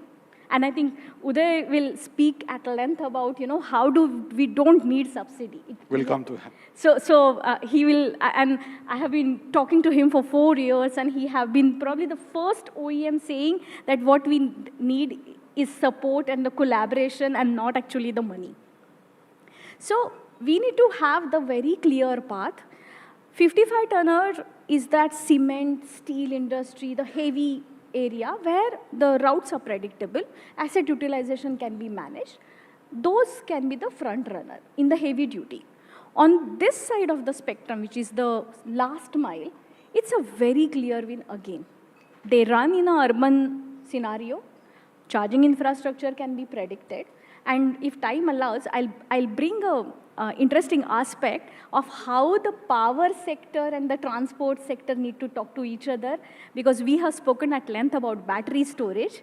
Consider all these electric vehicles which are moving are in a way mobile battery storages. So we'll go to that if our time allows. My next question is to Dr. Narang only. So Dr. Narang, electric three-wheelers ने India में काफ़ी तेज़ी से growth की है और अब ये लगभग हर जगह दिखाई देते हैं, रोड पे हम देखते हैं काफ़ी इलेक्ट्रिक थ्री व्हीलर्स देखने को मिलते हैं। इलेक्ट्रिक की इक्वेशन मुश्किल होती है, ऐसा क्यों है? लास्ट माइल इतनी तेज़ी से आगे क्यों बढ़ा है, जबकि बड़े जो कमर्शियल व्हीकल्स हैं वहाँ पे अभी भी हमें चैलेंजेस देखने को मिलते हैं, वो कैचअप क्यों नहीं कर पा रहे हैं? What are your thoughts on that? Well, first of all, great to be here and great to see NDTV also taking the lead. Green energy और सस्टेनेबिलिटी में जो काम कर रहे हैं हम लोग, तो हमें तो 10 साल हो गए, अभी एक नया ट्रेंड आ गया है। अभी सारे इंडिया में एक चलता है कि जो वो हरियाणा में जो हमारा जैवलिन थ्रोअर है उसको कब जब तक उसने गोल्ड मेडल नहीं जीता था तो कोई पहचानते नहीं, लेकिन अब तो सभी उसको पहचानते हैं। तो मेन पॉइंट ये है कि 3 व्हीलर, 2 व्हीलर, 1 टन ट्रक, जो ये सारे व्हीकल्स हैं, ये तेज़ी से इंडिया में the total cost ownership model, सबसे इंपॉर्टेंट बात इंडिया में। देखिए, हम जब ये जर्नी स्टार्ट करी थी, हम स्विट्जरलैंड में रहते थे, हम वापस आए, हमने सोचा हम इंडिया को बदलेंगे, लेकिन उस टाइम कोई किसी को एनवायरनमेंट की बातें तो होती हैं, मैं बहुत डायरेक्ट बोलता हूँ तो so please don't take it the wrong way, nobody cares about the environment. एक ही चीज़ में लोगों को परवाह है, टोटल कॉस्ट ओनरशिप। अगर टोटल कॉस्ट ओनरशिप मॉडल चलता है तो हमारे देश में 2 wheeler, 3 wheeler, 4 wheelers, The 55 tonners में इसलिए नहीं आया because economic sense नहीं बना. I'm great. You're asking me to speak in Hindi, so it's fantastic. But what I wanted to say is the three-wheeler model and the two-wheeler model, total cost ownership model, करता है. In my view, सारे vehicle आगे. And the markets are, I come from the financial markets futuristic हैं. अगर आप देखिए, मेरे view में इस country में 2 or 3 wheelers or even 1-ton trucks, जो टाटा एस के equivalent है, और सबसे बड़ा ग्रुप वही है जो ट्रक्स में है, ठीक है? The trucks, the bigger trucks are creating the most pollution in this country, but ये जो mass, and you know this is, हम लोग यूरोप और अमेरिका के साथ compete नहीं कर रहे, हमारा 2, 3 और 1-ton truck जो है, वो बहुत scale में है. And I think today, I'm really, आज 10 साल हो गए मुझे इस journey में, and I've seen a lot of ups and downs, but we are today here, जहां आप देखेंगे कि सारे vehicles उनके electric होने चाहिए, the growth rate is there, 3-wheeler electric is already 50%. And मेरे view में आपको charging infra, the biggest problem is charging infra. Charging infra, tier 1 cities में नहीं, Delhi, Mumbai, Bangalore, but you need to go tier 2, 3, 4 cities. अगर हमें ये, देखिए एक और चीज़ है, बहुत important मुद्दा है, and I'll take 1 second, I know you're talking about 3-wheelers, but energy independence, हमारे देश का सबसे बड़ा मुद्दा energy independence है. Oil price 120 गया, रुपये गिर गया, equity market गिर गई, और from the 3rd largest economy 6, 7 ले जाए. हम लोगों ने energy independence के बारे में सोचा, और हमें अब इतना reactive नहीं, हमें proactive होना पड़ेगा. देखिए, अगर आप, and I'm not a China lover, but what I am saying is, they have reduced demand by 6 million barrels a day by going electric. Think about it. At $100 a barrel, they are saving huge amounts of money. So we as a country, we as a nation, हम लोग कहते हैं भारत माता की जय, लेकिन भारत माता के लिए प्यार रखने के लिए काम भी करना पड़ेगा. भाषण से बातें नहीं होगा. So point is, 3-wheelers, 2-wheelers and 1-ton trucks, total cost ownership चलता है, काम हो रहा है. The number of green plates are increasing. I want to see more vehicles, मुझे देखने हैं tier 2 or 3 or 4 cities में. Scale आएगा तो cost और भी नीचे जाएगा. Ecosystem build करेंगे तो और भी होगा. So this is, you know, ये एक marathon है, ये sprint नहीं है. और इस journey में what I do see now, almost 10 वर्ष हो गए मुझे इस space में. You know, ma'am was very nice कि ma'am ने कहा 4 साल, but ma'am आजकल 10 साल हो गए. And I think today the time has come where people know, the market knows, and सबसे बड़ा, consumer knows that EV works. Now let me open this question to all three of you. And so we talk about EVs, that sometimes it feels as if electric is the only answer that we have. But is it? Can electric really work everywhere, from a delivery 3-wheeler doing short city runs to truck traveling hundreds of kilometers every day? Or do we need to accept that different jobs will need different fuels? Sachin, if we can start with you. I think I have already covered that different fields, different sectors need different types of fleet applications. And EV will not be the only option. Over a period of time, we may see that some more technologies will come up over a period of time. So I feel that all fuel mix will work, all fuel mix will play in pan-India. And that is the way what I see. The percentage of EV, ICE, biofuel may come down depending upon the spike in a particular sector. And that may increase or decrease, but I feel that it will be all fuel sectors which will be playing. Thank you. Sharvi, your take. I'll probably ask the same question in a little different way. Can we leapfrog to zero emission? Because today we know that most of our tier 1 cities are unbearable in terms of air quality during winter. At some point of time, I come from Bombay, and we used to feel, oh, hamara hawa to bahut saaf hai. It's no longer the case. Even Bombay hits beyond 300, 400 air quality in winters now. So that means maximum, and we are saying that 50% of urbanization is expected by 2040, 2050. That means, can we leapfrog to protect at least that 50% dense population by going to zero emission vehicle? And the answer is yes. Because specifically some of the use cases, two-wheeler, probably it's a no-brainer. What he mentioned, absolutely spot on, that these make total cost of ownership sense. And probably personal vehicle, you can still talk about, oh, I want to contribute to sustainability and hence I'm going electric. But commercial vehicle doesn't happen that way. It has to make business sense. Two-wheeler makes business sense. Three-wheeler makes business sense. Some of the medium and heavy-duty use cases make business sense. So the question is, can we leapfrog? And India have established that it can leapfrog. Even during COVID, we leapfrog from BS4 to BS6. No, the entire world was watching. Everyone thought that probably, COVID will delay that transition, but we haven't. So we have ability as a country to leapfrog. I will just probably pull solar has been talked to length. Let's just look at mobile phone as an industry. 2014, we were at 167th, mobile phone was 167th in the ranking of export goods. In FY 2025, mobile phone became the highest exported category, and 30 billion was kind of achieved through that. So that means if we plan well, and of course, we know that PLI have played a major role. Localization, Make in India movement in mobile have played a major role. So question is, can we ask the question, can we leapfrog to zero emission and protect people for clean air? Uday, your take on that? Look, I think, I'm in agreement with ma'am. I think we have an opportunity. We have a real change. But again and again, I want to say, हम पिछले 4-5 वर्षों में हमें इसको एक चीज़ जो मुझे ठीक नहीं लगी. क्या होता है? I mean, I'm an investor. I invest long term. The government policy on EV has been up and down a little bit. There's nothing, listen, I want a clarity as an investor, as a long-term player, I want a clear vision. यहाँ पे क्या हो रहा है? कभी FAME 1 आया, FAME 2 आया, PM आया.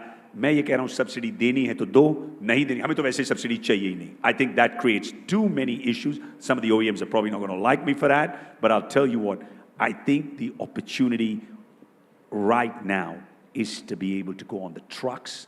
The trucks need to go electric, and if the trucks go electric, and listen, I'm okay with hydrogen. I'm okay with hydrogen also, but I also want, see, हम लोग कहेंगे हमें ये भी चाहिए और ये भी चाहिए, और हम किसी में भी एक्सपर्ट नहीं बनेंगे, वो भी एक प्रॉब्लम है. So what I want is कुछ भी करोगे, स्केल लाओगे तभी गेम बैठेगी, नहीं तो हम लोग मतलब भाषण देते रहेंगे. I'm really passionate about this subject. मुझे ये, I live in Switzerland. मैं यहाँ दिल्ली की बड़ी हवा 1500 AQI में रहता हूँ, तो मैं मतलब मेरे को इतना ज़्यादा दुख लगता है कि हम लोग इतना ज़्यादा आगे बढ़ सकते हैं. We have the talent, we have the people, we are there. We need to actually have a clarity, and clarity hogi. See, what we don't want to do, and maybe also, you also probably speak about this, is I don't want to be having everything and achieve nothing, right? I mean, we've talked about hydrogen, and we have not been able to execute hydrogen. We talked about making cells over the last 10 years. There hasn't been a single cell plant. Okay, Ola has built something, but I'm saying I wouldn't call that. So we have to stick to a policy, and we have to get scale. तभी हम आगे बढ़ेंगे. नहीं तो I think there'll be a lot of talk and no really substance. If you allow, I want to just build on one amazing point Dr. Uday made. Policy certainty becomes absolute cornerstone of all the investment decision. Today, just imagine, I'll give probably example from California. California had advanced clean truck rule. At that point of time, they had very limited number of OEM, very limited number of models, no charging infrastructure across width and depth of the state. But giving the policy clarity that we are going zero emission, you have to build infrastructure, and going forward, this is the way, it actually changed the game. So we as a country should talk about regulation, to bring policy certainty. And probably Delhi EV policy can become that lighthouse in the same micro market, with the same people, with the same system. Delhi created policy certainty that we are going zero emission way. So Sachin, policy की बात हो रही है तो आपका ground experience क्या कहता है, क्योंकि फ्लीट ओनर के लिए आने वाले समय में ग्रीन होना भी ज़रूरी है, अपनी फ्लीट को ग्रीन में कन्वर्ट करना भी ज़रूरी है, लेकिन आखिरकार व्हीकल जो है उसको पैसा भी कमाना है. सो आपको वहाँ पर कौन से गैप्स अभी लगते हैं जो फिल करने की ज़रूरत है, और वहाँ पर क्या काम आपको लगता है होना चाहिए? ईवी के अंदर जैसे सर ने हाईलाइट किया कि सस्टेनेबल लगातार गवर्नमेंट की पॉलिसीज़ स्टडी होनी चाहिए हैं. आई फील दैट आज की तारीख में ये ओपन वर्ल्ड है. ओपन वर्ल्ड के अंदर हमारे पास information is click of a button is available. So जो इंडिया की ग्रोथ जर्नी है वो लास्ट 10 सालों में स्पीड गेन हुआ है 2014 ऑनवर्ड्स. उससे पहले इंडिया के पास अवेयरनेस नहीं थी, एक सोच नहीं थी, एक विजन नहीं था. So I think the multi fuel in other part of the world, multi fuel are already present. Now, to give the various fuel options, the government has introduced different fuel options. And that is the government initiative that they want to do, but they should have a consistent policies. Now, in our case, when the EV is there, so why the cost of ownership? Because we are doing business for money. We are not doing the business to create an environment. That is the collective efforts. But if I'll start doing it, I'll be left with no money and I'll be at a bankruptcy. So, as a total ownership of operations, my trucks, if I'll go and buy, so we had our discussion with one of the multinational OEMs that we'll start playing EV trucks for you for a shorter route. अब एक OEM है that the cost is 3 times higher than a normal truck. So मेरे को 3 साल बाद जो मेरे को 3 साल में मिलता है वो मेरे को 9 साल के अंदर रुपया मिलेगा. फाइन, मैं कर लेता हूँ. 9 सालों का वो मेरे को कॉन्ट्रैक्ट दे रहे हैं. Now, as what ma'am has highlighted, the cost of running is very less, which increases my operational profitability. लेकिन मेरे को फाइनेंस देने वाला नहीं है. फाइनेंस वाला कह रहा है कि भाई साहब इसकी 9 साल के बाद बिकेगी कितने की, ताकि मैं कॉस्ट कैसे निकालूं. OEM कह रही है कि इसकी वारंटी कितने साल की है, अगर ख़राब हो गई तो इंश्योरेंस कंपनी कैसे उसको क्लेम करेगी. तो इंश्योरेंस कंपनी के पास कुछ नहीं है, बैंकिंग के पास कुछ नहीं है. गवर्नमेंट ग्रीन लोन प्रोवाइड कराना चाहिए on the basis of which we buy the truck to play on road. अब दिल्ली का नंबर ले लो तो दिल्ली के अंदर इकोसिस्टम जो ट्रक्स चलाने का है that is not much registered, because all सारे ट्रक जो होते हैं वो आउटस्कर्ट्स में रजिस्टर्ड होते हैं, बिकॉज वो सारे ट्रांसपोर्ट हब्स हैं. So these are the operational challenges जहाँ पे आके हम EV एडॉप्शन के ऊपर हम डिसीजन नहीं ले पाते. सिमिलरली LNG आया. अब LNG आज तो ले लो, अब LNG के इकोसिस्टम ही तैयार नहीं है ऑन हाईवेज. येस, भारतमाला के अंदर दे आर ट्राइंग कि वो एक क्रिएट करे LNG का इकोसिस्टम. अब भारतमाला के ऊपर मेरे को चलना भी चाहिए, मेरा रिटर्न लोड भी होना चाहिए है. बिजनेस इकोनॉमिक्स जो मैम ने बोला, मैथ्स की रिटर्न लोड होना चाहिए. अब रिटर्न लोड तो एयरलाइंस में भी नहीं है. यहाँ से गोवा जाओगे, जाने का फ्रेट अलग है, आने का फ्रेट 1/2 है. सो ये सारी चीज़ें डिमांड एंड सप्लाई के ऊपर डिपेंड करती हैं, बिजनेस ऑपरेशंस के ऊपर डिपेंड करती हैं, इकोसिस्टम के ऊपर डिपेंड करती हैं. And then where to matches. So e-commerce आया. ई-कॉमर्स के अंदर लास्ट माइल आया, माइक्रो डिलीवरीज आई, जहाँ पे EV companies, 2 wheeler companies, 3 wheeler companies, उनके पास जाके उन्होंने आपस में बात करी, हम आपको सपोर्ट करते हैं, हम आपको फ्लीट प्रोवाइड कराते हैं, हम थोड़े से एरिया के लिए हम आपको एक इकोसिस्टम तैयार करके देते हैं. वहाँ से एक proof of concept business model बनने लगा, जिसको देख के दूसरे लोग भी इनिशिएटिव लिया. OEMs के पास एक बहुत बड़ा एरिया होता है जिसे कार्बन क्रेडिट बोलते हैं. वो उस कार्बन क्रेडिट को एनकैश करके मल्टीनेशनल इंटरनेशनल मार्केट के अंदर दे सेल. छोटी ट्रांसपोर्ट कंपनीज, हम जैसी बड़ी ट्रांसपोर्ट कंपनीज के पास, even in India, calculating the carbon credit, there is no process, there is no agency जिसके पास हम जाएँ कि हम कहें. even the multinational companies doesn't have this ecosystem ki how to calculate the carbon credit. We are working with one of the German part manufacturing company where one of the major player who is calculating how to create this. So once we able to create this, हम उसको दूसरी चीज़ों के अंदर में apply करेंगे और कैसे एक एजेंसी, एक मीडियम कोई हमें मिले जो कि हम कार्बन सेव करें, इससे उसको हम इंटरनेशनल मार्केट में जाके जो एक्स्ट्रा कॉस्ट है वो हम वहाँ से रिकवर कर सकें. सो ये बहुत ecosystem बड़ा है, इसके लिए knowledge, awareness, there are a lot of things which is being required. Sensitization, awareness, creating by the government, by the body associations, OEMs, manufacturers. So many things are being involved in this to build this ecosystem. And I feel that what he said, that the consistency of the government policy has to be there. Whether they are bringing any new technology, for that also they should have a consistent policy, a long-term policy, which is being consistent so that we can invest in future, because today what I am investing is investing for my future. So my future has to be secured by the government study policies. Thanks, Ankur. Uday, you being a manufacturer in this space, so do you think there's certain kind of fear also, अगर कोई नया customer इस ecosystem से जुड़ना चाहता है, तो वहाँ पर आप वो चैलेंजेस भी फेस करते हैं कि उनके मन में शंका है कि ये जिस तरह टेक्नोलॉजी प्रॉमिस करी गई है, शायद वो वैसे काम ना करे. So what are your thoughts on that? Look, I think in this world, आप लोगों को, you have to take chance, you have to take risk. I mean, I used to be a fund manager in my younger days for a long time. वो ये कहते हैं, the biggest risk is taking no risk at all, right? I mean, then you just buy an umbrella and just, or buy insurance. So मेरा point ये है, देखिए, नए products develop होंगे, नई technology आएगी, a new battery technology, a new motor technology. Look, I think you have to keep, हमारे को एक ही vision रखनी है कि हमें इस space को आगे बढ़ाना है. Whether it is EV, whether it's hybrid, जो भी, but I believe that the risks that are there are less than the gains. And so for me, agar gains are more than risk, then I'm happy to take that risk. We did, in this journey for the last 10 वर्षों में बहुत ups and downs देखे हैं. There were problems with, magnets. China stopped exporting magnets. There were problems with supply chain. बहुत कुछ इस journey में बहुत कुछ हुआ. Then obviously when we first started this journey, तब ये कोई supply chain ही नहीं थी, right? Supply chain develop हुई. Supply chain तब develop होगी जब आपके पास scale. I'll keep coming back to it. Scale होगा तभी काम बनेगा. Scale होगा तो तभी charging infra आएगा. So ये बिल्कुल एक chicken and egg की story है, कौन पहले.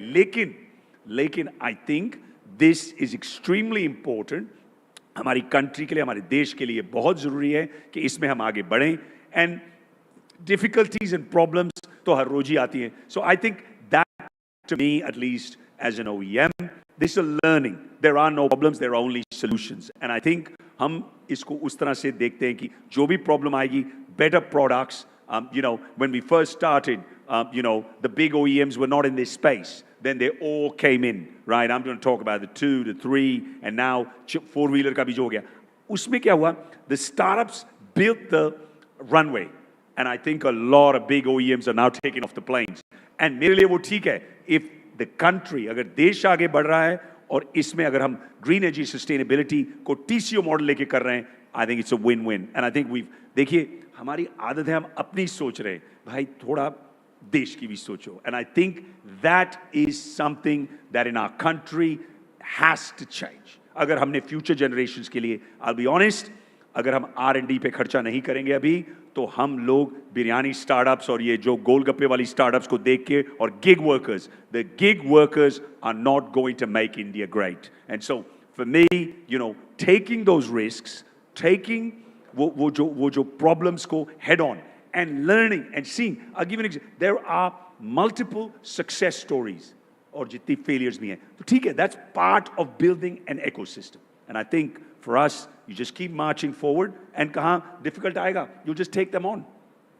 So we are just in last few minutes of this session. One last question to all three of you and a quick reply on that. So 2030 तक आपको कौन सा लगता है, कौन सा segment ज़्यादा तेज़ी से बढ़ेगा? हम 3-wheelers देख रहे हैं, इलेक्ट्रिक 3-wheelers काफ़ी देखने को मिलते हैं, बट जो लॉन्ग हॉल ट्रकिंग है या अर्बन फ्लीट है, कहाँ पर आपको लगता है ज़्यादा पेस देखने को मिलेगी? Sachin, if you can start.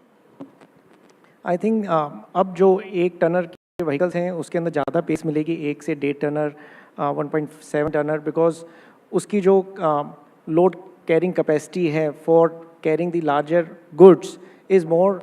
2-wheelers is already has penetrated and it's penetrating. 3-wheelers are already penetrating passenger, but now the game is for the large volumes which will be carrying, which he has already highlighted that 1-tonners that plays a major role and they will be picking the maximum speed in creating this ecosystem. Thanks. Sharvari?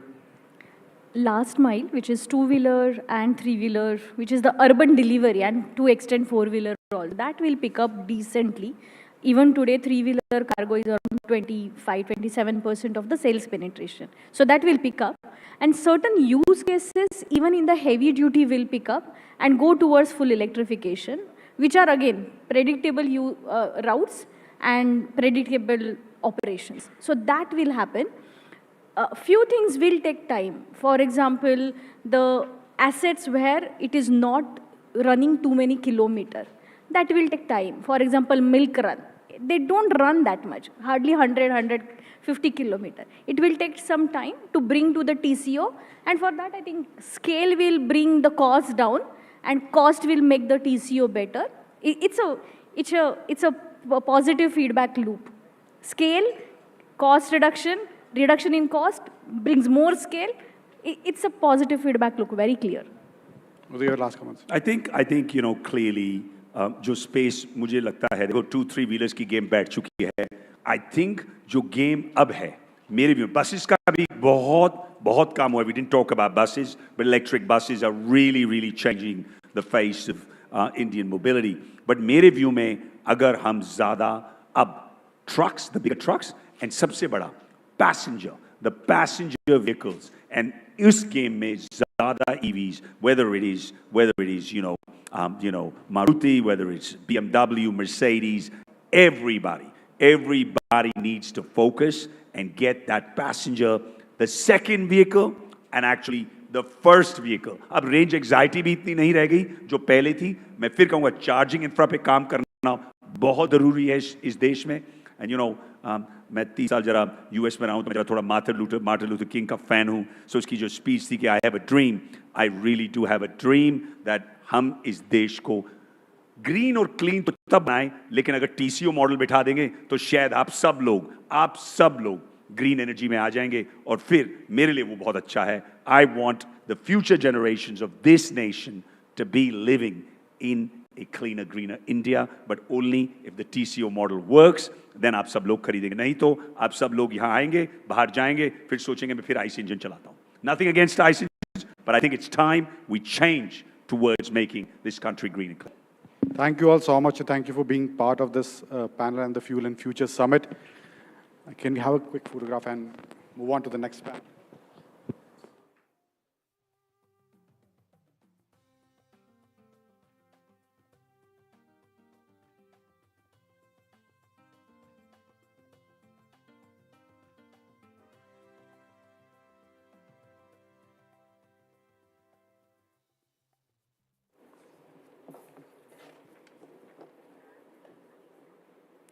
Well, throughout today's discussions, we've examined fuels, infrastructure, and policy. Now we arrive at perhaps the most important question of the summit: consumers. Governments can announce incentives, manufacturers can launch products, investors can finance innovation, but markets are ultimately shaped by millions of individual purchase decisions. Indian consumers, have always been remarkably pragmatic. They calculate total ownership costs. So they think about servicing, resale value, charging convenience, reliability while thinking about tech.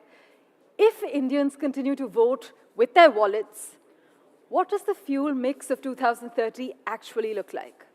Well, for this next conversation, may I request Hardeep Singh Brar, President and CEO, BMW Group India, also C.S. Vigneshwar, President, Federation of Automobile Dealers Associations India, along with Madhumita Agarwal, CEO, Oben Electric, and Kunal Behel, VP Sales and Marketing, Honda Car India, to join us, alongside my colleague Siddharth Sharma.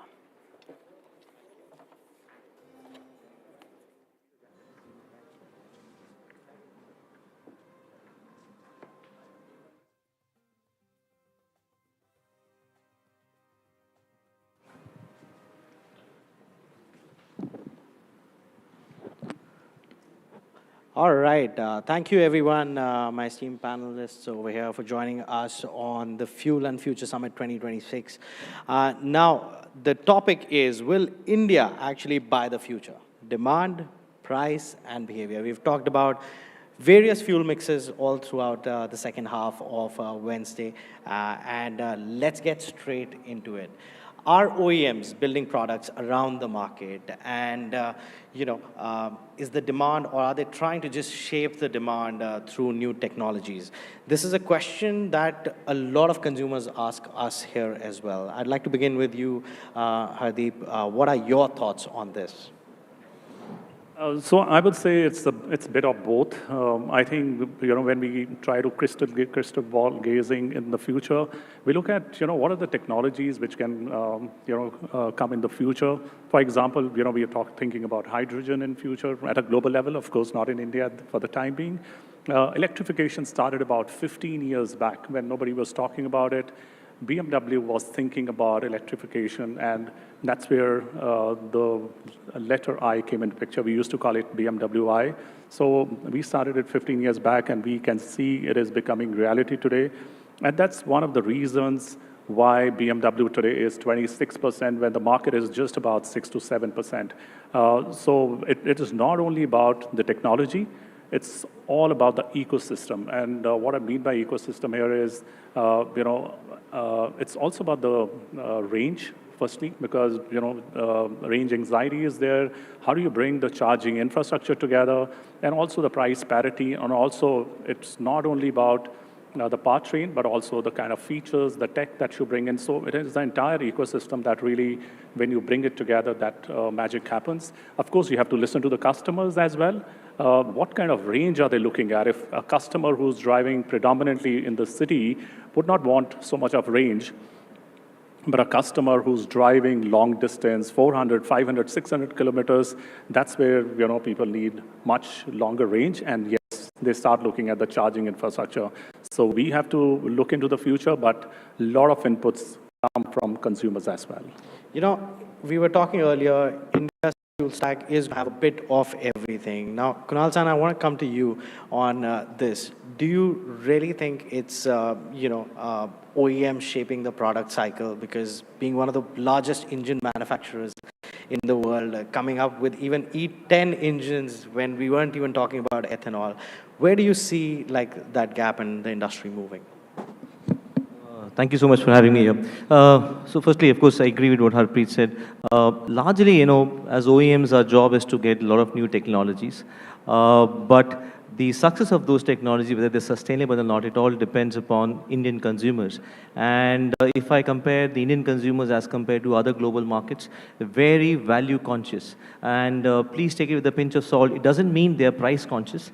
The affordability has gone up. Premiumization has gone up. I mean, we have about 45% of consumers who are buying about more than 1 million cars. So, and you have people buying SUVs, people buying CVTs or automatics. Imagine about 5 years back, it used to be just 13% of automatics, and now we have about 30% of automatics. So I would say technology, whatever OEMs introduce, it's finally how consumers respond. There are numerous technology which we can get, but definitely it has to make a lot of sense. So, to summarize, India can buy any technology, India can buy at the right price, and India can buy the right use case. And as OEMs, we have to be very responsible what we are trying to introduce for the Indian buyers. Now, I want to come to you, Madhumita. You're in the exciting two-wheeler space that has seen mass adoption of EVs. What are your thoughts on this? Are you just building products around market demand, or are you driving the market?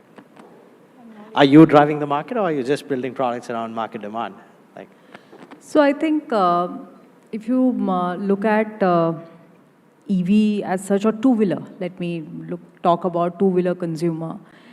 So initially, when EV started, it was more about cost, right? Everything was around cost, that I'm savings, everything about savings.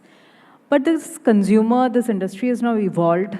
It has moved towards, value. When we say value, it is also the total cost of ownership, the consumer experience. It's about reliability. It's about technology, superior technologies. That is what is the focus now the consumer is having. And they are ready to pay for it. So as an OEM, that becomes for us a prime priority, that not just you bring all of these superior tech or the kind of solutions that you're providing, or the tech which solves a genuine problem of a consumer. It cannot be just a high-tech thing, but yes, it has to solve a genuine problem. And I think that is where, as OEM, the focus has to be to bring everything, pack everything in a right price. Of course, that remains, that debate remains there. And then offer it to the consumer. Yes, Vigneshwarji, do you agree with Madhumita over there, like on this, that it has to be the package? What are you seeing from like the entire industry ecosystem? First of all, thanks for asking the dealer last. I will come to you on the second question first now. See, it's most important to see where we are. When we're talking about the fuel and future, even the present is great. I mean, last month we sold more than 3 lakh EVs in India. When I look at the alternative fuels, when I can bracket CNG, LPG, hybrids, and EVs together, we have crossed 40% penetration in passenger vehicles. And we've crossed into the double digits in two-wheelers, and we already in the 60s for the three-wheelers. So the future is already bright. We are pretty much in the future. What needs to be done, perhaps, is also going and having a look at how we are able to deliver this to our customers. We talked about the ecosystem being perfect. Today, I look at the CNG, which has come into our NCR more than 20 years ago, but still we struggle for fuel stations. There are queues, there are long lines. So it's going to be perhaps even more pronounced when it comes to EVs and other technologies. We're talking about hydrogen, ICE hydrogen. We're talking about the gaseous form. It's still not been perfected everywhere. So it's going to be a long journey, but even the previous panel talked about it, that it has to be properly roadmapped. All of us need to work together as an industry. And I agree with her when she talks about how it has to be packaged properly and given to the customer. Now, as promised, my second question comes to you first. You rightly pointed out, like, EVs are a growing market, but what will it take for EVs and other clean mobility solutions, especially here in India, to become, genuine mass market products? Because the consumer still wants to go get an ICE vehicle over an EV still. It's again the ecosystem which we need to concentrate on. First of all, the acquisition cost has to be a lot more reasonable compared to ICE engines, and mass production, mass markets would bring that to you. You also talk about total cost of ownership, which needs to make sense. It's not about the cost of the vehicle alone, it also needs to be financed. The insurance companies have to be also forthcoming to come forward and insure these vehicles. There are bottlenecks and there are hesitancies over here. At the end of the day, we also talk about the resale value. How we as a dealership, as OEMs, can come together and offer that peace of mind to our customers. Charging infrastructure has been talked at length, but unfortunately, even the most developed countries having EVs have not really hit the nail on the head when it comes to charging infrastructure. Either it's not there, or it's not working, or there are long queues, again, there, let's say, in countries in Europe, America, and even in Japan.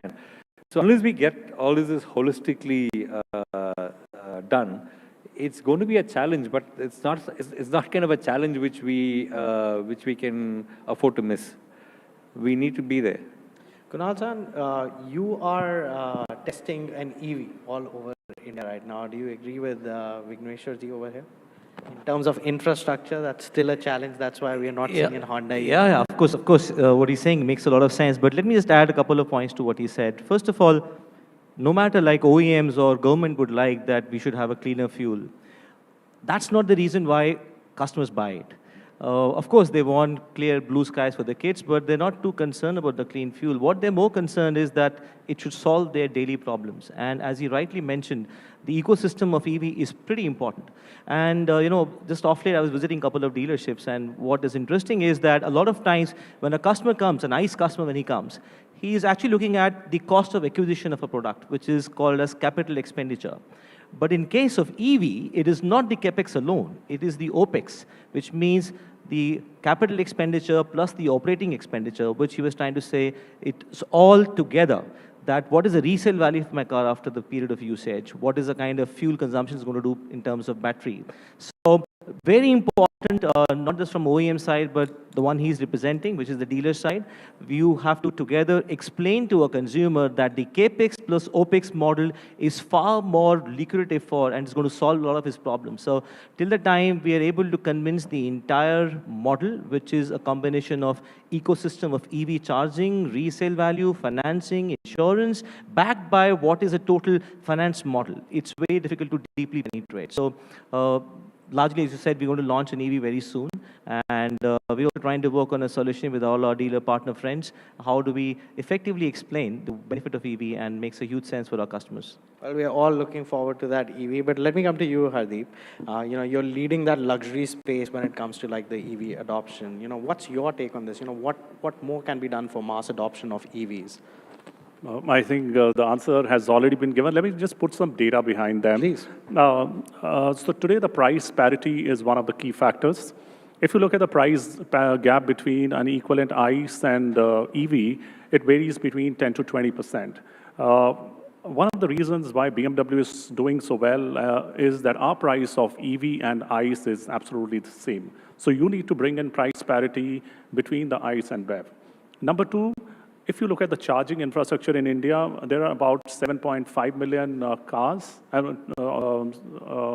not cars, a number of automobiles, 7.5 million, and there are 30,000 chargers.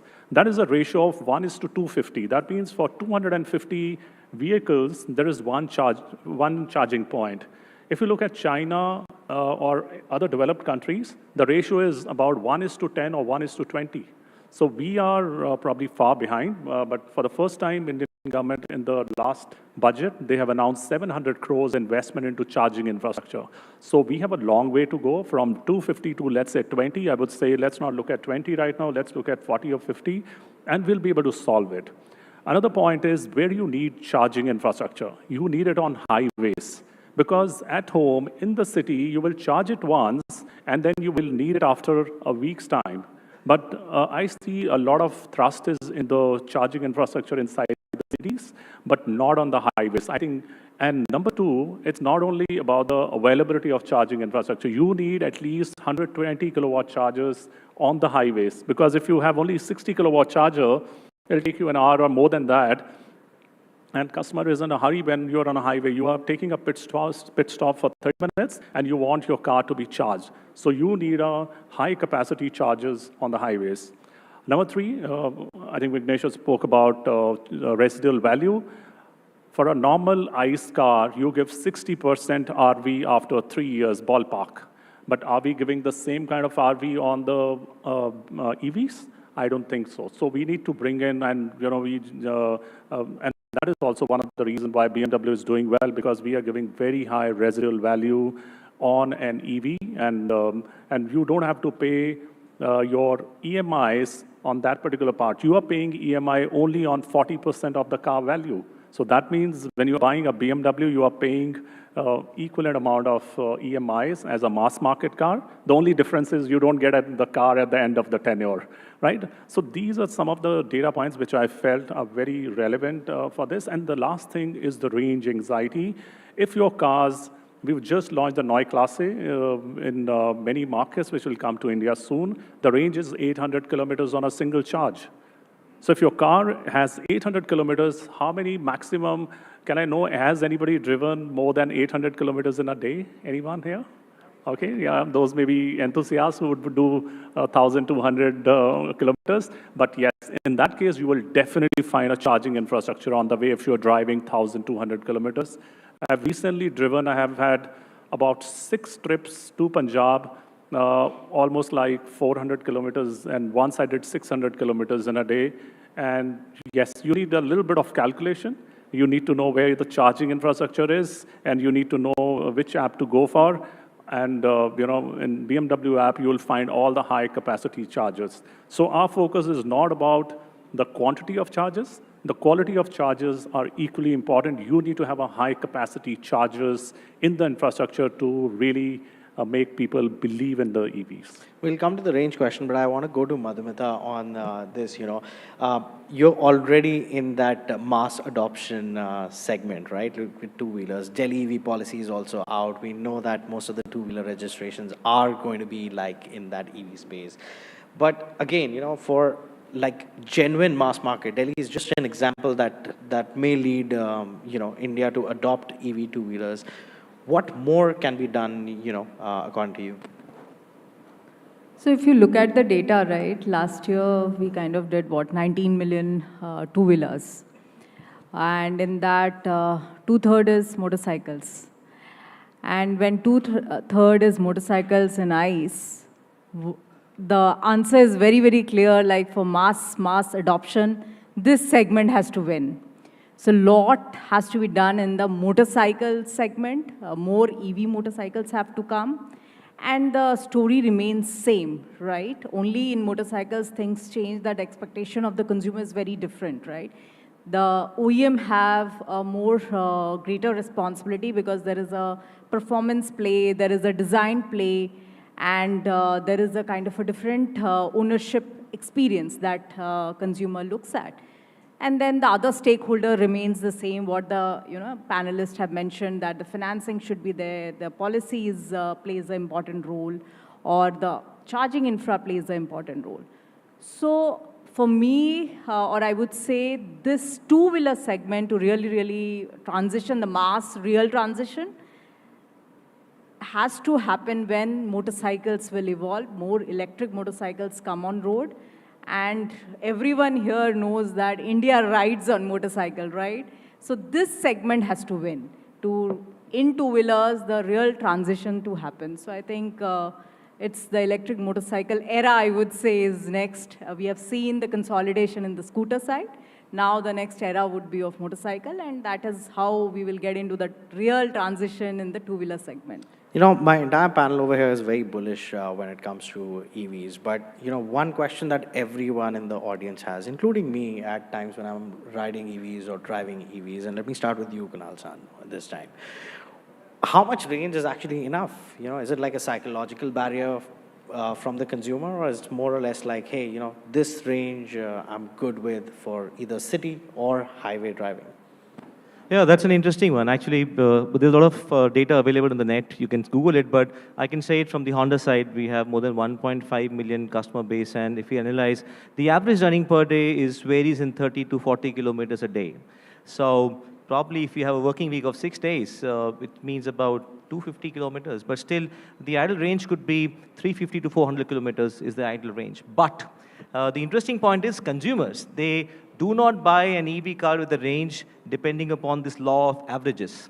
They buy it with that fear of, what if fallacy, that if I, as Harpi-san said, going to Punjab frequent times, I'm not sure on the road he ran, he was good at running. So anyway, so whether you use those Delhi to Chandigarh or Mumbai to Pune or Bangalore to Mysore, those are less than 10% trips which you do, but the decision is made on that. So, and that is where it's very important to have a charging infrastructure to support his decision. So that is one thing which I would like to mention. But the other important point here is that the CPOs, which are the charging point operators, which are plenty now, but the problem is for every charging operator, you need to have a new application, and which means couple of applications, which means couple of wallet balance, you need to have it. So as an OEM, you need to have a solution wherein you just have one app, and it covers all the charging point operators in India. And as Harpreet was trying to say, that we have 30,000 odd charging stations or charging point operators. So you cannot have 10, 15 applications on your phone. So imagine I have a solution where I have it. Of course, I have a charger at my home, which solves the problem for a week. Probably once a week I have to charge. And if I have to go on outstation visit, I have just a small application, and I can just fetch which charger is available, which is a working one, as he was trying to say, and I can just pay it on the phone itself. So it's how you make it more convenient to buyers, and nothing stops me to buy an EV if that problem is sorted. So what you're trying to suggest is that it's not that psychological, but what we need to have is like a UPI kind of an app for charging. Yeah, I mean, why not? Imagine 5 years back, I'm sure everybody understands that nobody, probably before COVID, we were never used to UPI payments. Maybe 1 year back, we were not even used to fast-tag payments. We were not used to having Zeptos and Amazons and Zomatos coming 11 o'clock in the night. We were not used to it. So eventually, everything is getting digitalized. So why not charging getting digitalized to give you that confidence? And I'm pretty sure the day that happens, we're all talking in the panel today that the first question was, how soon can we catch the EV bus? But I'm sure that would be pretty much behind. So yeah, that's the whole solution, how we make it convenient. How did you, Hardeep, at BMW overcome that psychological barrier with your customers, when it came to range anxiety? As I mentioned, our first point was to give a range which becomes the best in the category. So when it is BMW, it has to be nothing but the best. So when you start with a range of 528 kilometers on a single charge, that itself takes away a lot of anxiety. As I said, my hometown is 400 kilometers and on a highway, and I don't know how many of you know, when you go on a very high speed, which is, when you look at the new highways, when you're driving at a speed limit of 120 kilometers per hour, it really sucks your battery. So batteries operate very well at low speed. At 80, 90, it will give you the best mileage. The moment you start cruising at 120 kilometers per hour, your battery dips down like crazy. So in that case, when you have a range of 528 and you are going 400 kilometers, you will still survive. I don't have to stop on the way. I will go to my hometown, charge it, and then you're ready for the next day. So I think that is the only way to solve. And the second thing which I can see now, even when I'm talking about remote area of Punjab, and for that matter, any part of the country, you have a lot of these 60 kilowatt chargers, and that's where I said, moment you are on 120 kilowatts chargers, your speed, the charging speed will be much faster, and that's how you really solve for that. For our answer is give high range to the consumer so that they don't even have to think about it. And the next category of cars, you will see 800 kilometers on a single charge. Vigneshwarji, what do dealers come and tell you? Do they say that, hey, our customer's here, and they're saying that we still want to go ICE, though EVs are rising? Do they still have that psychological barrier? First of all, I really believe there are horses for courses. We need every energy choice out there for the customer, and let the customer decide. And let the customer also decide on the kind of range the customer wants. Smaller battery, medium size, large.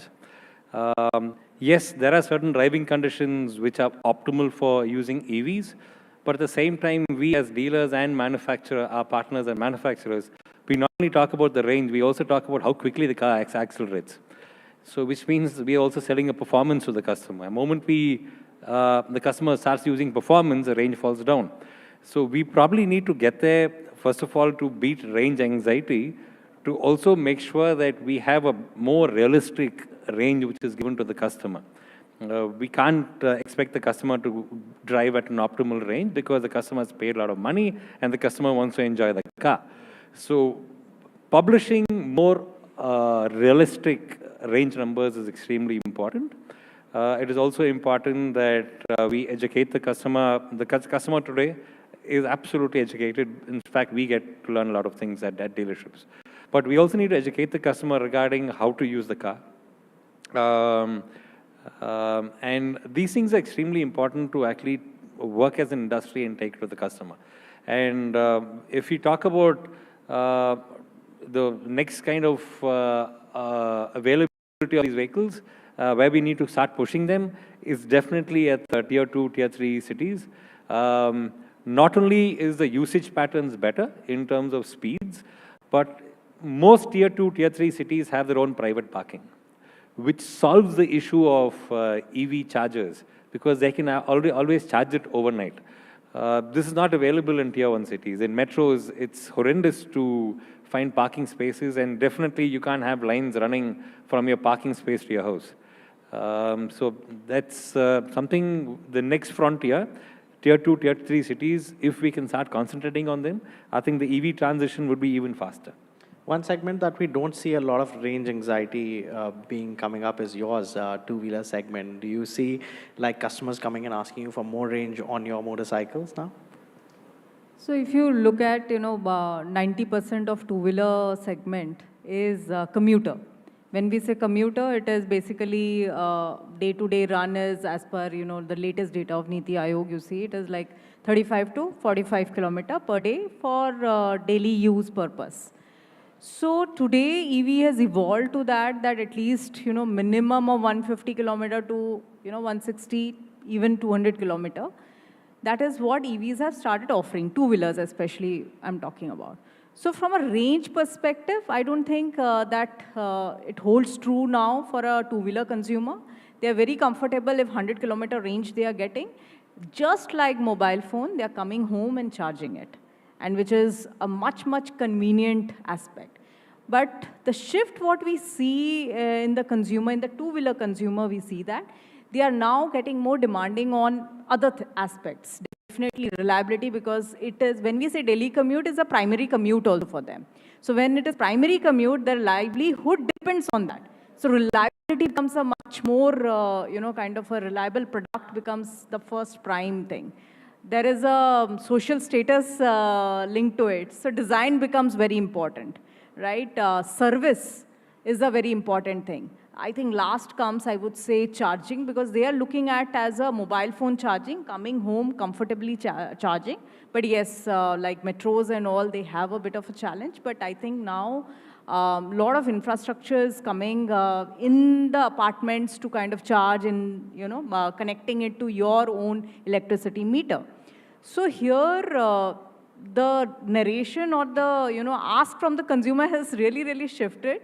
And now they are looking at more a holistic kind of a product where they have a, fun kind of a product which is reliable, cost effective, of course, cost matters, but which gives them a very good experience. So I think charging is something, range is something what they are kind of comfortable in the commuter segment to look at. Okay, if they are getting 100 plus, that's good.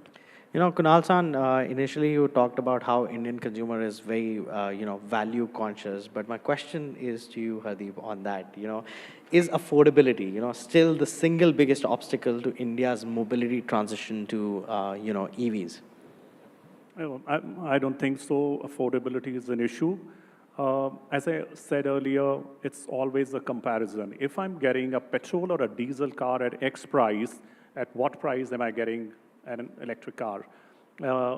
At the end of the day, it is the total cost of ownership that matters to the consumer. If I'm paying 25, 30% extra amount for an electric vehicle, am I going to recover this 30% over a period of time or not? If my running is high and I'm able to recover the initial investment that I'm making, and mind you, when you are paying 30% extra on the top, you're also taking a loan that your EMIs are even higher. It's not 30%, it is 30% plus X, which you will pay over a period of time.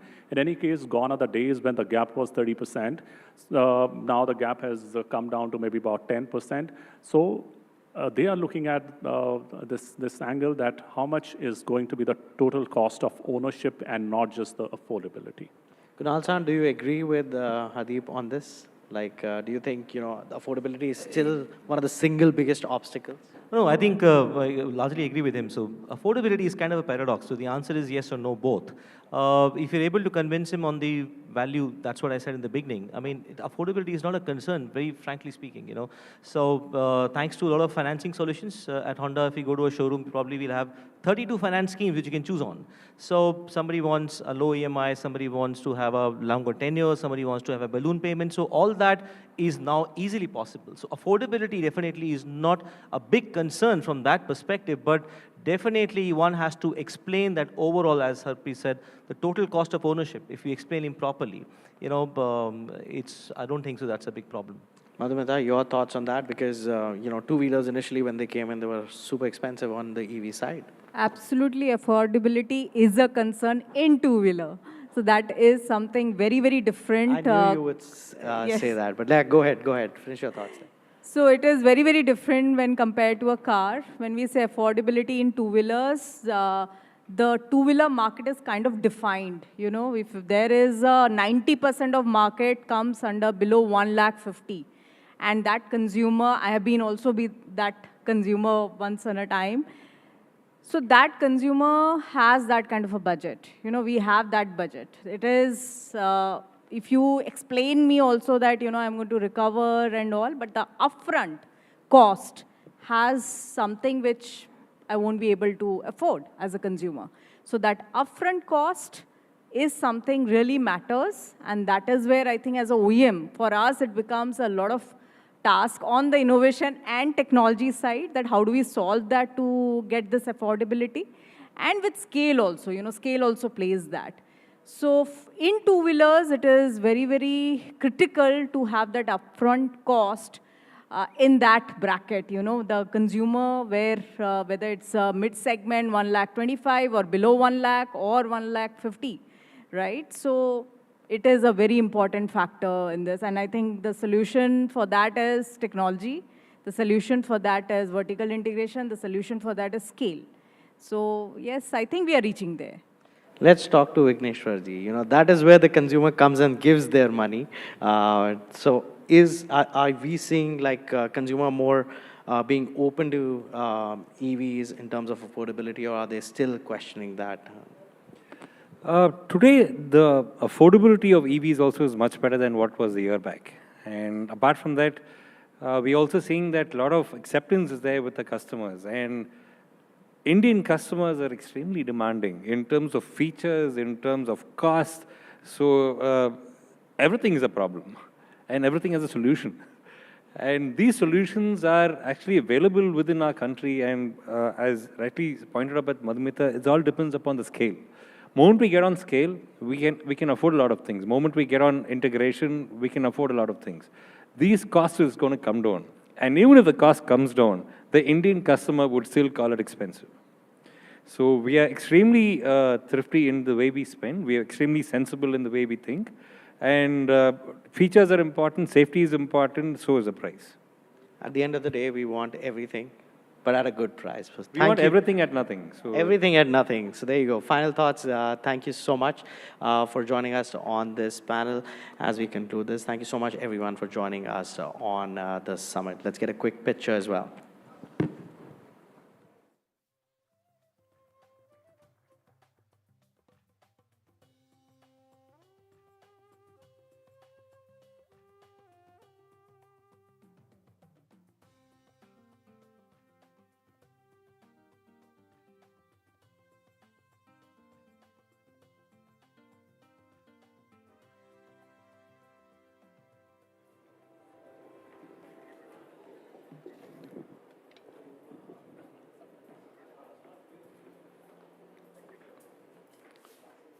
All right, our discussions so far have covered fuels, infrastructure, logistics, consumer behavior, and the economics of transition.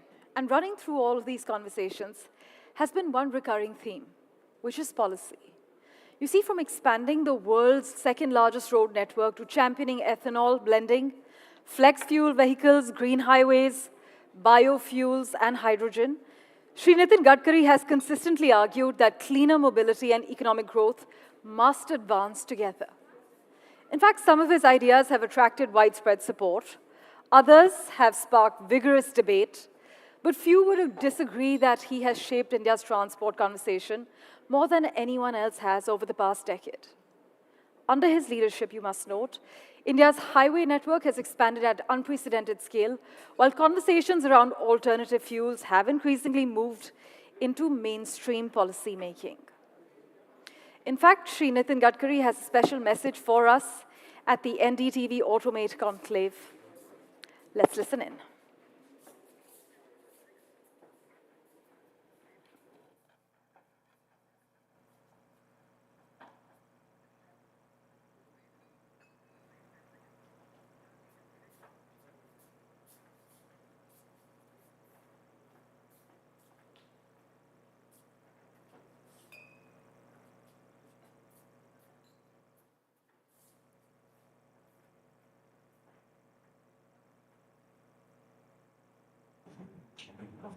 नमस्कार।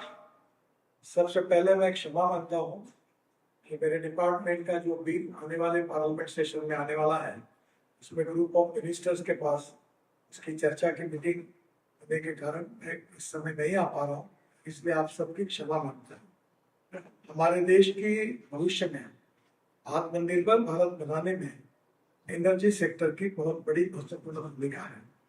22 लाख करोड़ रुपए हमारे import पे खर्चा होते हैं। हमारे देश में import substitute, cost effective, pollution free और इंडिजिनियस, यही हमारी भूमिका है। जहाँ तक ट्रांसपोर्ट सेक्टर का मैं मंत्री हूँ, देश का 40% एयर पोल्यूशन ये ट्रांसपोर्ट सेक्टर है, फॉसिल फ्यूल के कारण होता है।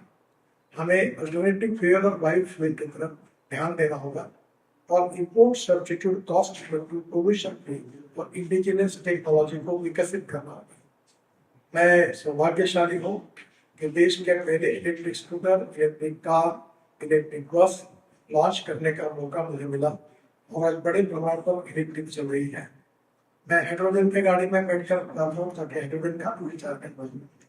मुझे विश्वास है कि आने वाले समय में अल्टरनेटिव फ्यूल और बायो फ्यूल में ethanol, methanol, biodiesel, LNG, electric, ये सब सक्सेसफुल टेक्नोलॉजी है और इस टेक्नोलॉजी के विकास के कारण हमारा इंपोर्ट तो कम होगा ही और उसके साथ साथ देश का प्रदूषण भी कम होगा और हमारे किसानों के लिए, हमारे गांव गरीब मजदूर किसानों के लिए विकास के लिए महत्वपूर्ण अवसर मिलेगा और गांव के युवाओं को रोजगार मिलेगा। हमारे देश को विशेष रूप से भविष्य में प्रदूषण से मुक्त करना और देश में नए रोजगार का निर्माण करना और इंपोर्ट को कम करके आत्मनिर्भर भारत बनाना, ये हम सब भारतवासियों का आह्वान है और इसके लिए सब लोगों ने मिलकर फ्यूचरिस्टिक विजन फॉर डेवलपमेंट, ये जो एनर्जी सेक्टर में इसमें काम करना चाहिए। और आपने इस महत्वपूर्ण विषय पर आज ये जो कार्यक्रम आयोजित किया है, इसलिए मैं आप सबको बहुत बहुत धन्यवाद देता हूँ, अभिनंदन करता हूँ। और मैं मीटिंग के कारण उपस्थित नहीं रह सका, इसलिए आप सबकी क्षमा मांगता हूँ क्योंकि ये subject very touching to my heart, मैं आ नहीं पाया, इसलिए मैं दिलगिरी व्यक्त कर रहा हूँ। बहुत बहुत धन्यवाद, नमस्कार।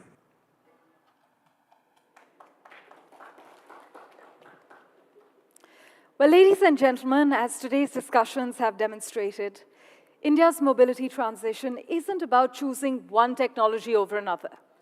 It's about building an ecosystem where innovation, infrastructure, policy, and consumer confidence reinforce one another. The road to 2030 will not be shaped by a single breakthrough. It will be shaped by thousands of decisions made by policymakers, entrepreneurs, engineers, manufacturers, and consumers alike.